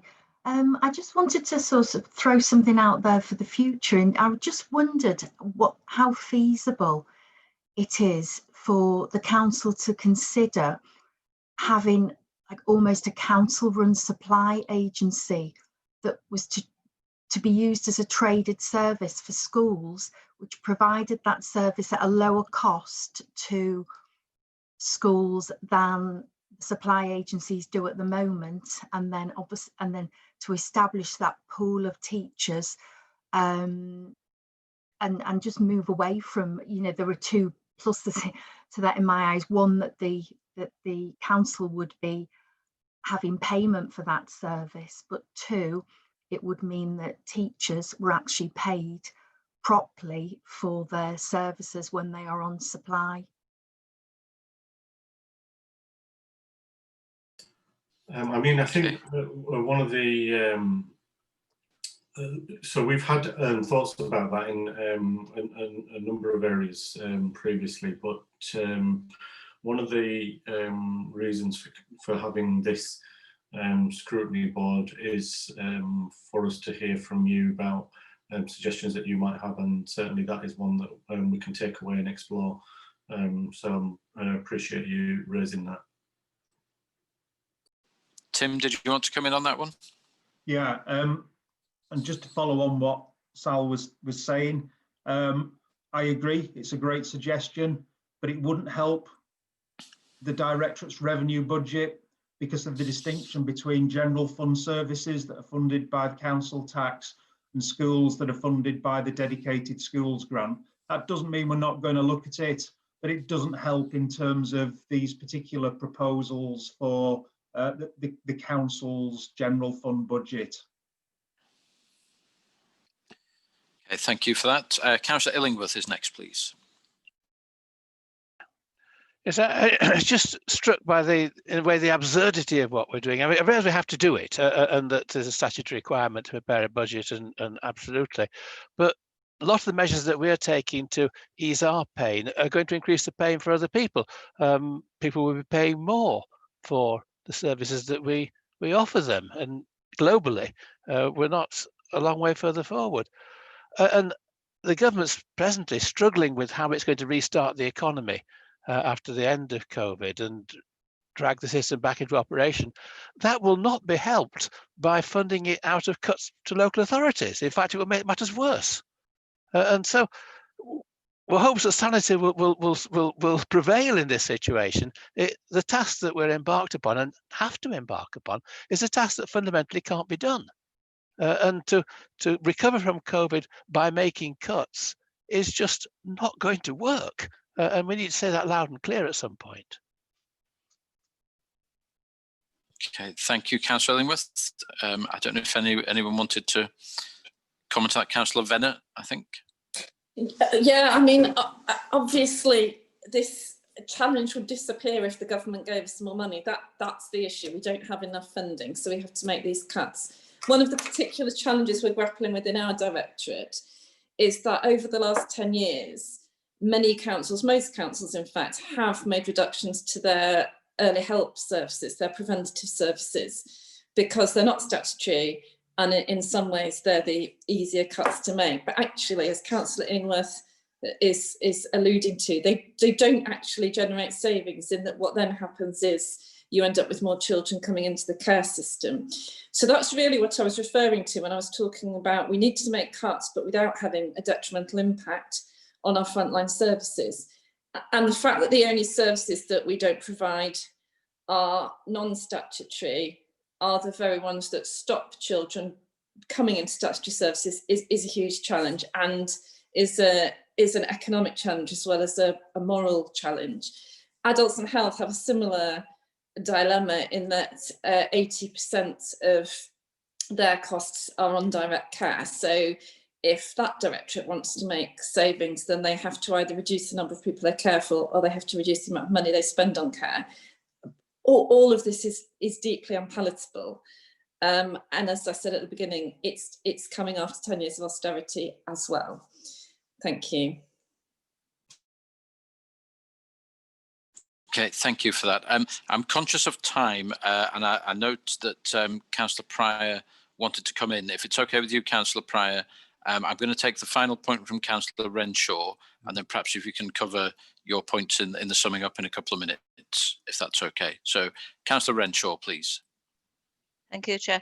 I just like to, I wouldn't like to think that by the 10 years of austerity that Councillor Venner keeps mentioning, and we're all aware of that, and the added work that will be put on officers, and yet more people throughout the city will be falling into the poverty bracket, and so the service will have more demands on it, and will we have enough staff to cover the services which the people of Leeds deserve.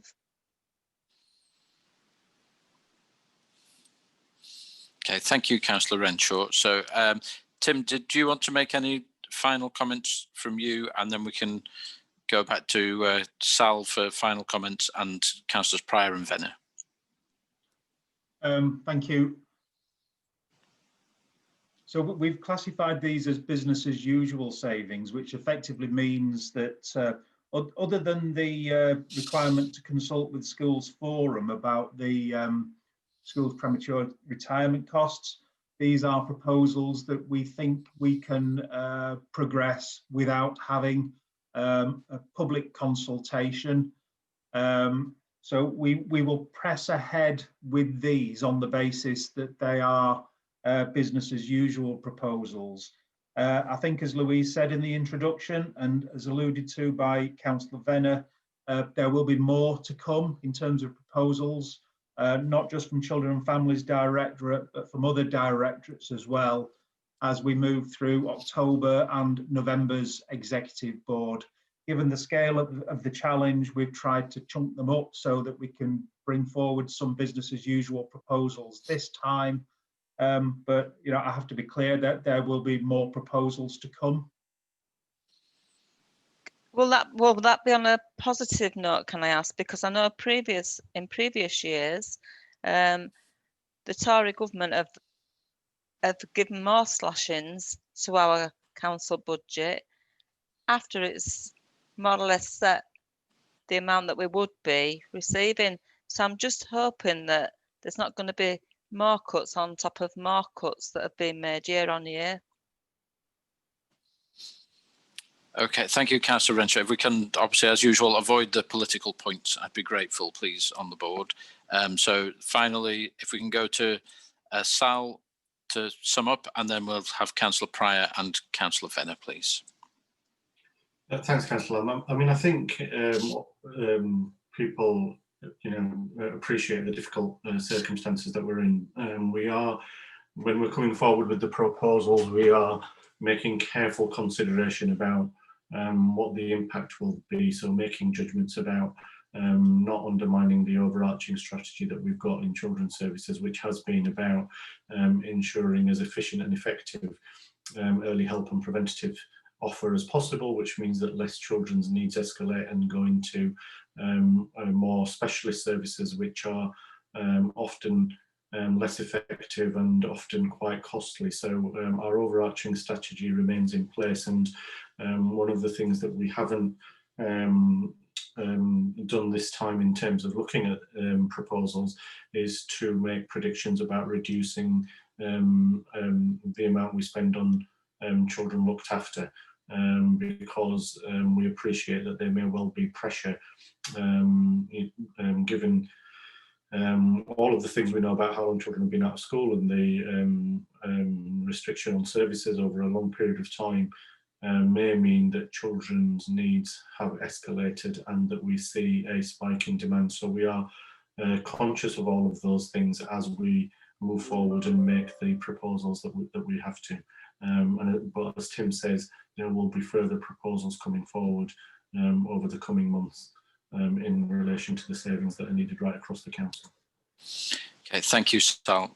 Councillor Pryor, please. Yeah, I just wanted to reiterate how important some of the points that have been made already by members have been. I think it's looking at the size of the cuts the government are asking us to make are within the context of the fact that over the past 10 years, Leeds City Council has had over £2 billion now taken off it.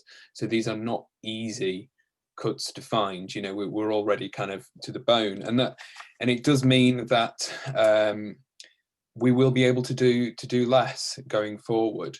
The government did say at the start of the pandemic they'll do whatever it takes to get us through this.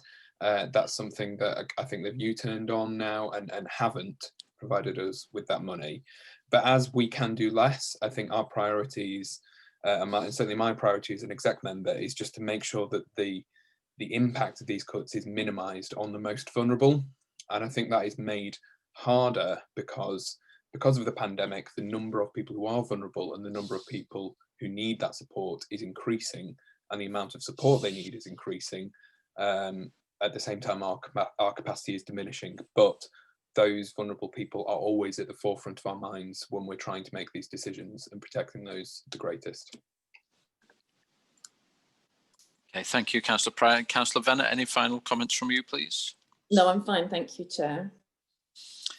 Okay, well, thank you again, everybody, for that. We've condensed a lot into quite a short period of time, but just to acknowledge that we are expecting further proposals to come forward over the coming weeks and months, and to facilitate that, to make sure all scrutiny boards can be consulted, we are proposing that we'll have an additional working group in November so that we can consider any more proposals that come forward. So this won't be the last opportunity that we have to comment and feedback on the budget proposals.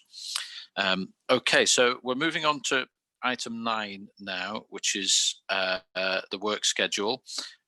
So just before I hand over to Angela to run us through what the plan is, I'd just like to bring in Councillor Flynn, who's brought something to my attention that he'd also like to share with the board that we might want to have a look at. So Councillor Flynn, over to you, please. Thanks very much indeed, Alan. Yeah, it's about the provision of alternative provision and area inclusion partnerships and the oversight of the same. Apologies for not showing you the report I'm going to be referring to this morning, but it was made fairly clear to me during a number of conversations yesterday that legal officers weren't happy with the release of the report at this particular stage. But I'm hoping that it will be released as soon as possible, and particularly regarding an email which I received from a principal at one of the schools concerned just before we came into the meeting this morning. It links in with some current scrutiny board work that's being carried out on exclusions and alternative provision, but I think it takes it to a stage further. And it also links in with what Val Waite has been saying this morning about vulnerable children. And I was very pleased to see that Val said something on the lines of that they're all our children, no matter where they are. It comes from some work I've been doing for some considerable time now on safeguarding and the quality of teaching and learning in alternative provision, in silks, and some separate work on education, health and care plans. But I want to concentrate this particular issue on alternative provision. I received a quality assurance report on one of the alternative provision settings, which raised serious concerns about safeguarding and the quality of teaching and learnings at that setting, and consequently about the oversight of alternative provision. And what made it even worse is that I've learned this morning that the report itself was withheld from at least some of the schools in the partnership actually concerned, which I find quite amazing. I'll go on to the email in a moment, suitably anonymised, obviously. But I'd just like to give you some idea of what the report, which was completed last year, admittedly, but what it actually illustrated. It illustrated shortcomings in staff and student ratios, the knowledge of individual students' backgrounds, including whether or not they had special educational needs, safeguarding training within the unit, record keeping, and the physical security of the building and external recreational areas.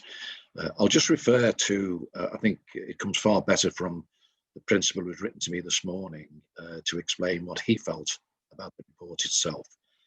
As I said, I will anonymise it so you won't know where it's come from. I sent the report out last Friday to the head teachers concerned and asked for their views on it. Having now seen the report for the first time, we are shocked and appalled that such serious failings in safeguarding were deliberately concealed from other school leaders who were members of the partnership. We consider this matter to be of grave significance regarding a failure to safeguard some of the most vulnerable children in the Leeds City region, and feel appalled that school leaders in the partnership were treated in this manner. It goes on in a similar manner, but I think that probably gives you some idea of the strength of feeling about it. Just like to emphasise that these are some of the most vulnerable children in Leeds. And I, for one, am very concerned that a situation has been allowed to develop over a period of time where children were being sent to a facility that clearly was not fit for purpose. I'm also concerned about the broader picture of alternative provision in the city. I think a lot of the money for the funding of these partnerships and subsequently the alternative provision comes from the high needs block, several £million, in fact. And it raises serious questions about who actually oversees the safeguarding, never mind the quality of teaching and learning at these particular settings, because as I understand this, the local authority feel it's the responsibility of the school that sends the children to the setting. Not entirely sure I actually agree with that, but that's something we could perhaps discuss at a later date. But just in brief, given the very large and significant amount of money this council actually gives to these area inclusion partnerships in order to fund alternative provision, and given the state of affairs of this particular one that I've referred to this morning, I just wonder if the board would think it appropriate that we carry out a separate inquiry into the safeguarding and quality of teaching and learning alternative provision in the city, as well as the funding of the area inclusion partnerships, and how it actually all fits into the general sort of scheme of things, because there just seems to be a disconnect between the provision itself, the partnership.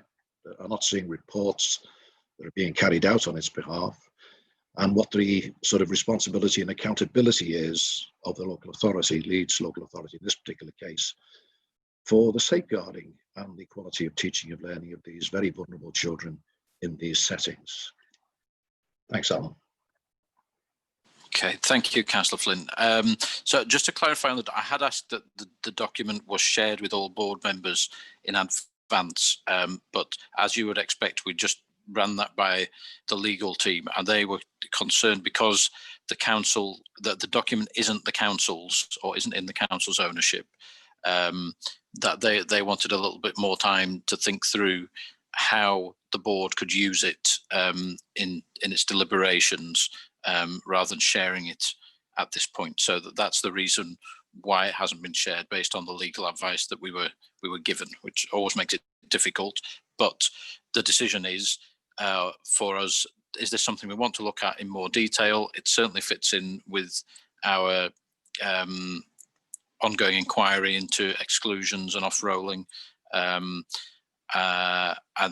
So we don't want to sort of run a session now. That's not the point. It's whether, given what Councillor Flynn has explained to us, is this something that that we want to look into in more detail, either as part of that inquiry or as a separate standalone item. So Celia's hand up was first, and then Councillor Gruen, please.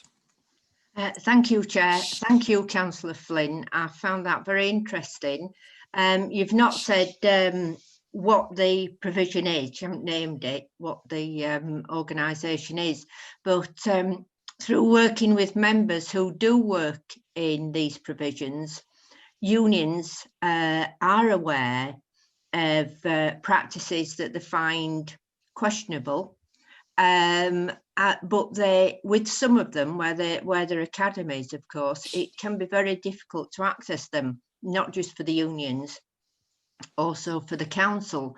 I would say, on top of safeguarding issues for pupils, we've had a number of our members, that's all unions concerned, who have experienced injury.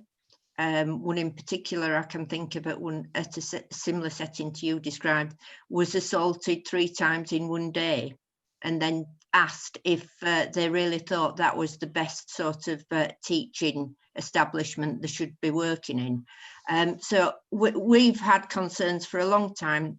It costs the council a lot of money to fund pupils to attend these, and it seems that the local authority is quite easily kept at arm's length in a number of them, as unions can be as well. So yes, I think it's an important area that we should be looking into.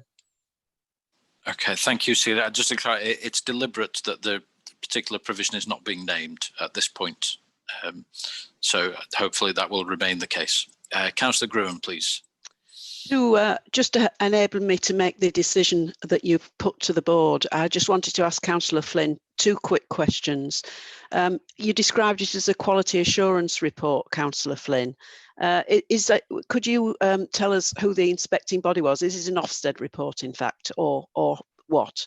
And secondly, does the report state that children and young people are in immediate danger? Thanks, Caroline. The report was an internal report commissioned by the partnership, but it was carried out by a head teacher who was seconded specifically to look at, that kind of provision. So it was an internal report, but an authoritative internal report. In terms of whether there was an immediate danger or not, I'm not absolutely certain, because the report only came into our possession some considerable time afterwards. There was a recommendation that a further quality assurance was carried out by the partnership. In fact, that hasn't happened. The setting was closed or at least was closed to pupils coming in for a certain amount of time. And my understanding is that another quality assurance has been carried out, but not by someone within the partnership, rather confusing, but by somebody from outside of the Leeds area. Which gives a better picture of what's happening at the facility itself. But I'm puzzled as to why, after the initial report, I think called for a further quality assurance report, it wasn't carried out and still hasn't been carried out. And of course, that report was not shared quite clearly with some of the schools in the partnership. Thank you. That helps a lot. Thank you. Could I just add, Caroline, that when we received the report, we did refer it immediately to the Leeds Safeguarding Chair for him to sort of consider. Thank you.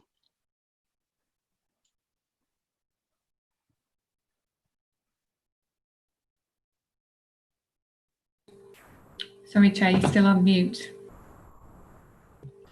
I've got all this way without doing that.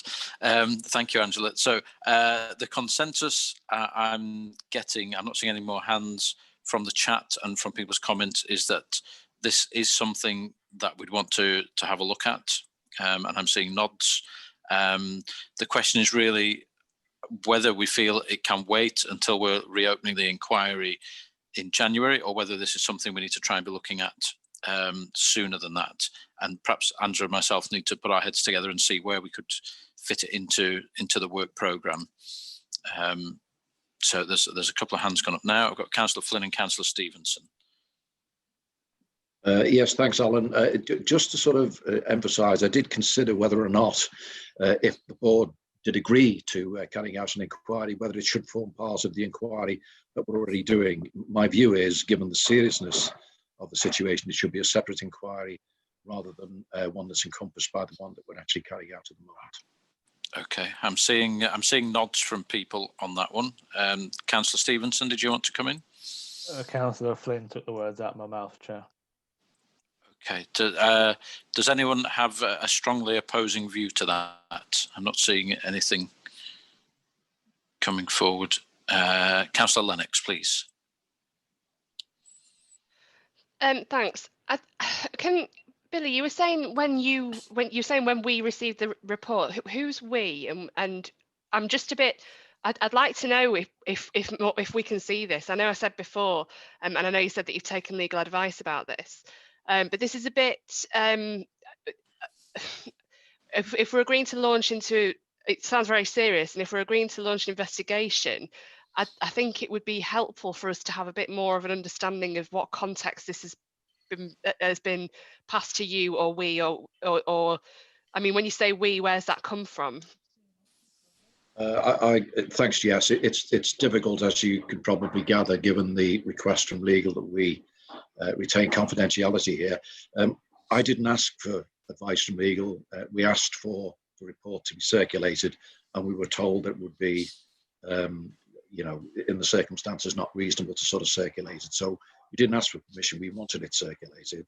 The report itself, if I tell you where it came from, that would tell you where the setting actually is, and I feel it would be inappropriate to actually give you that information. But it came from someone from within the partnership, the chair of the partnership concerned.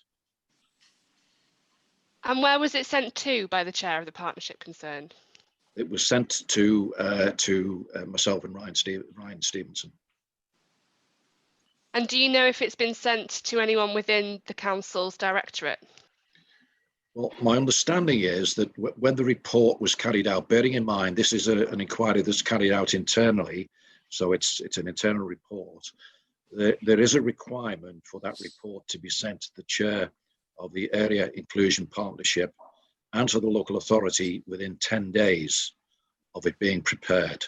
I am not clear, although I don't think that the report was sent to the chair of the Area Inclusion Partnership. I don't know about the local authority. We have asked that question.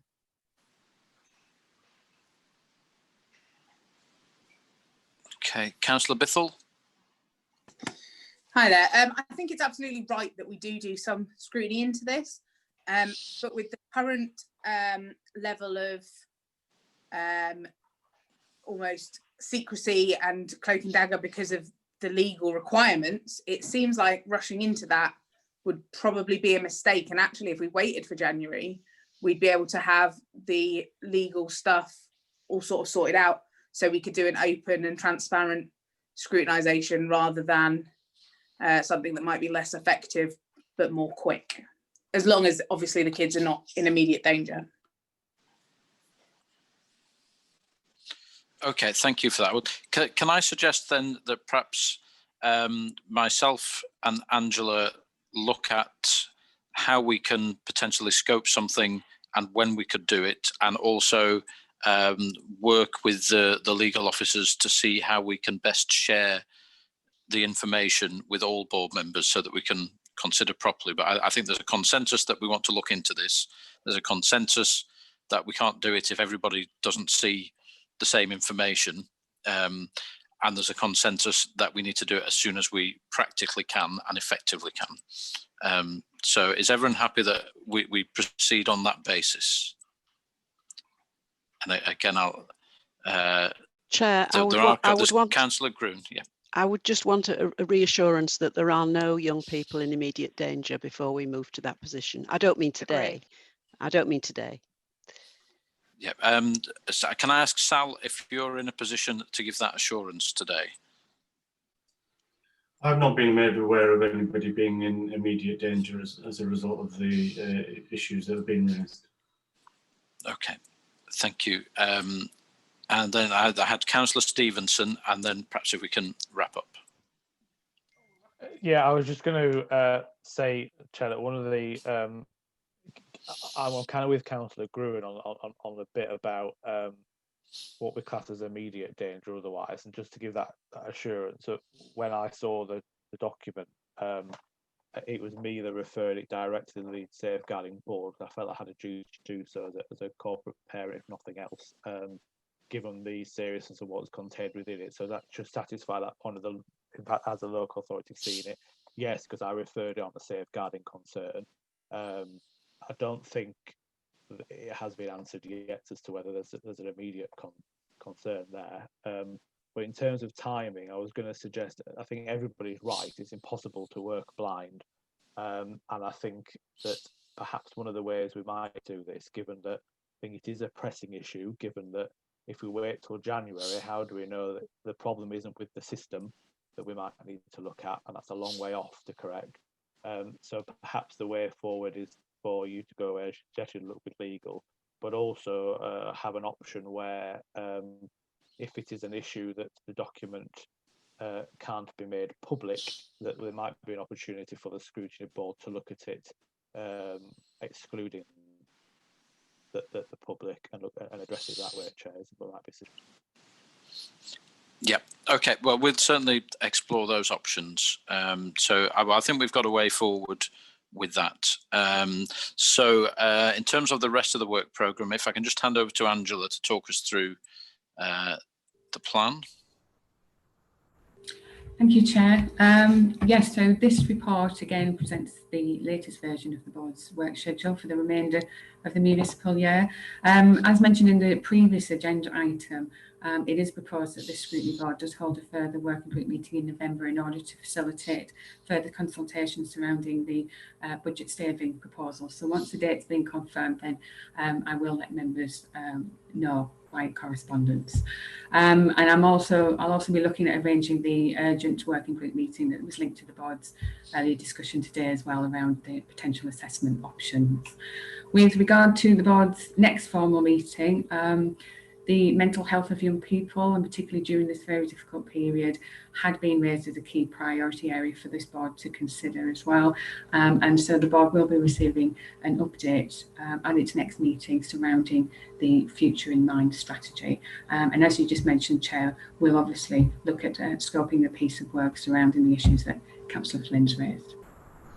Okay, thank you. And just to pick up Councillor Drinkwater's point in the comments that yes, we will be looking at elective home education as part of the ongoing inquiry. Okay, so can I thank everybody for your contributions this morning. As ever, we've got through an awful lot of work. Many thanks to Angela and Harriet and all of the officers that helped to make this happen and keep it running smoothly. There's an awful lot that goes on in the background that nobody sees. So thank you very much for that. And item 10 is just to confirm the date and time of our next meeting is Wednesday, the 25th of November, starting at 10 a.m. again, and there'll be a pre-meeting for all board members at 9:45. So thank you very much indeed.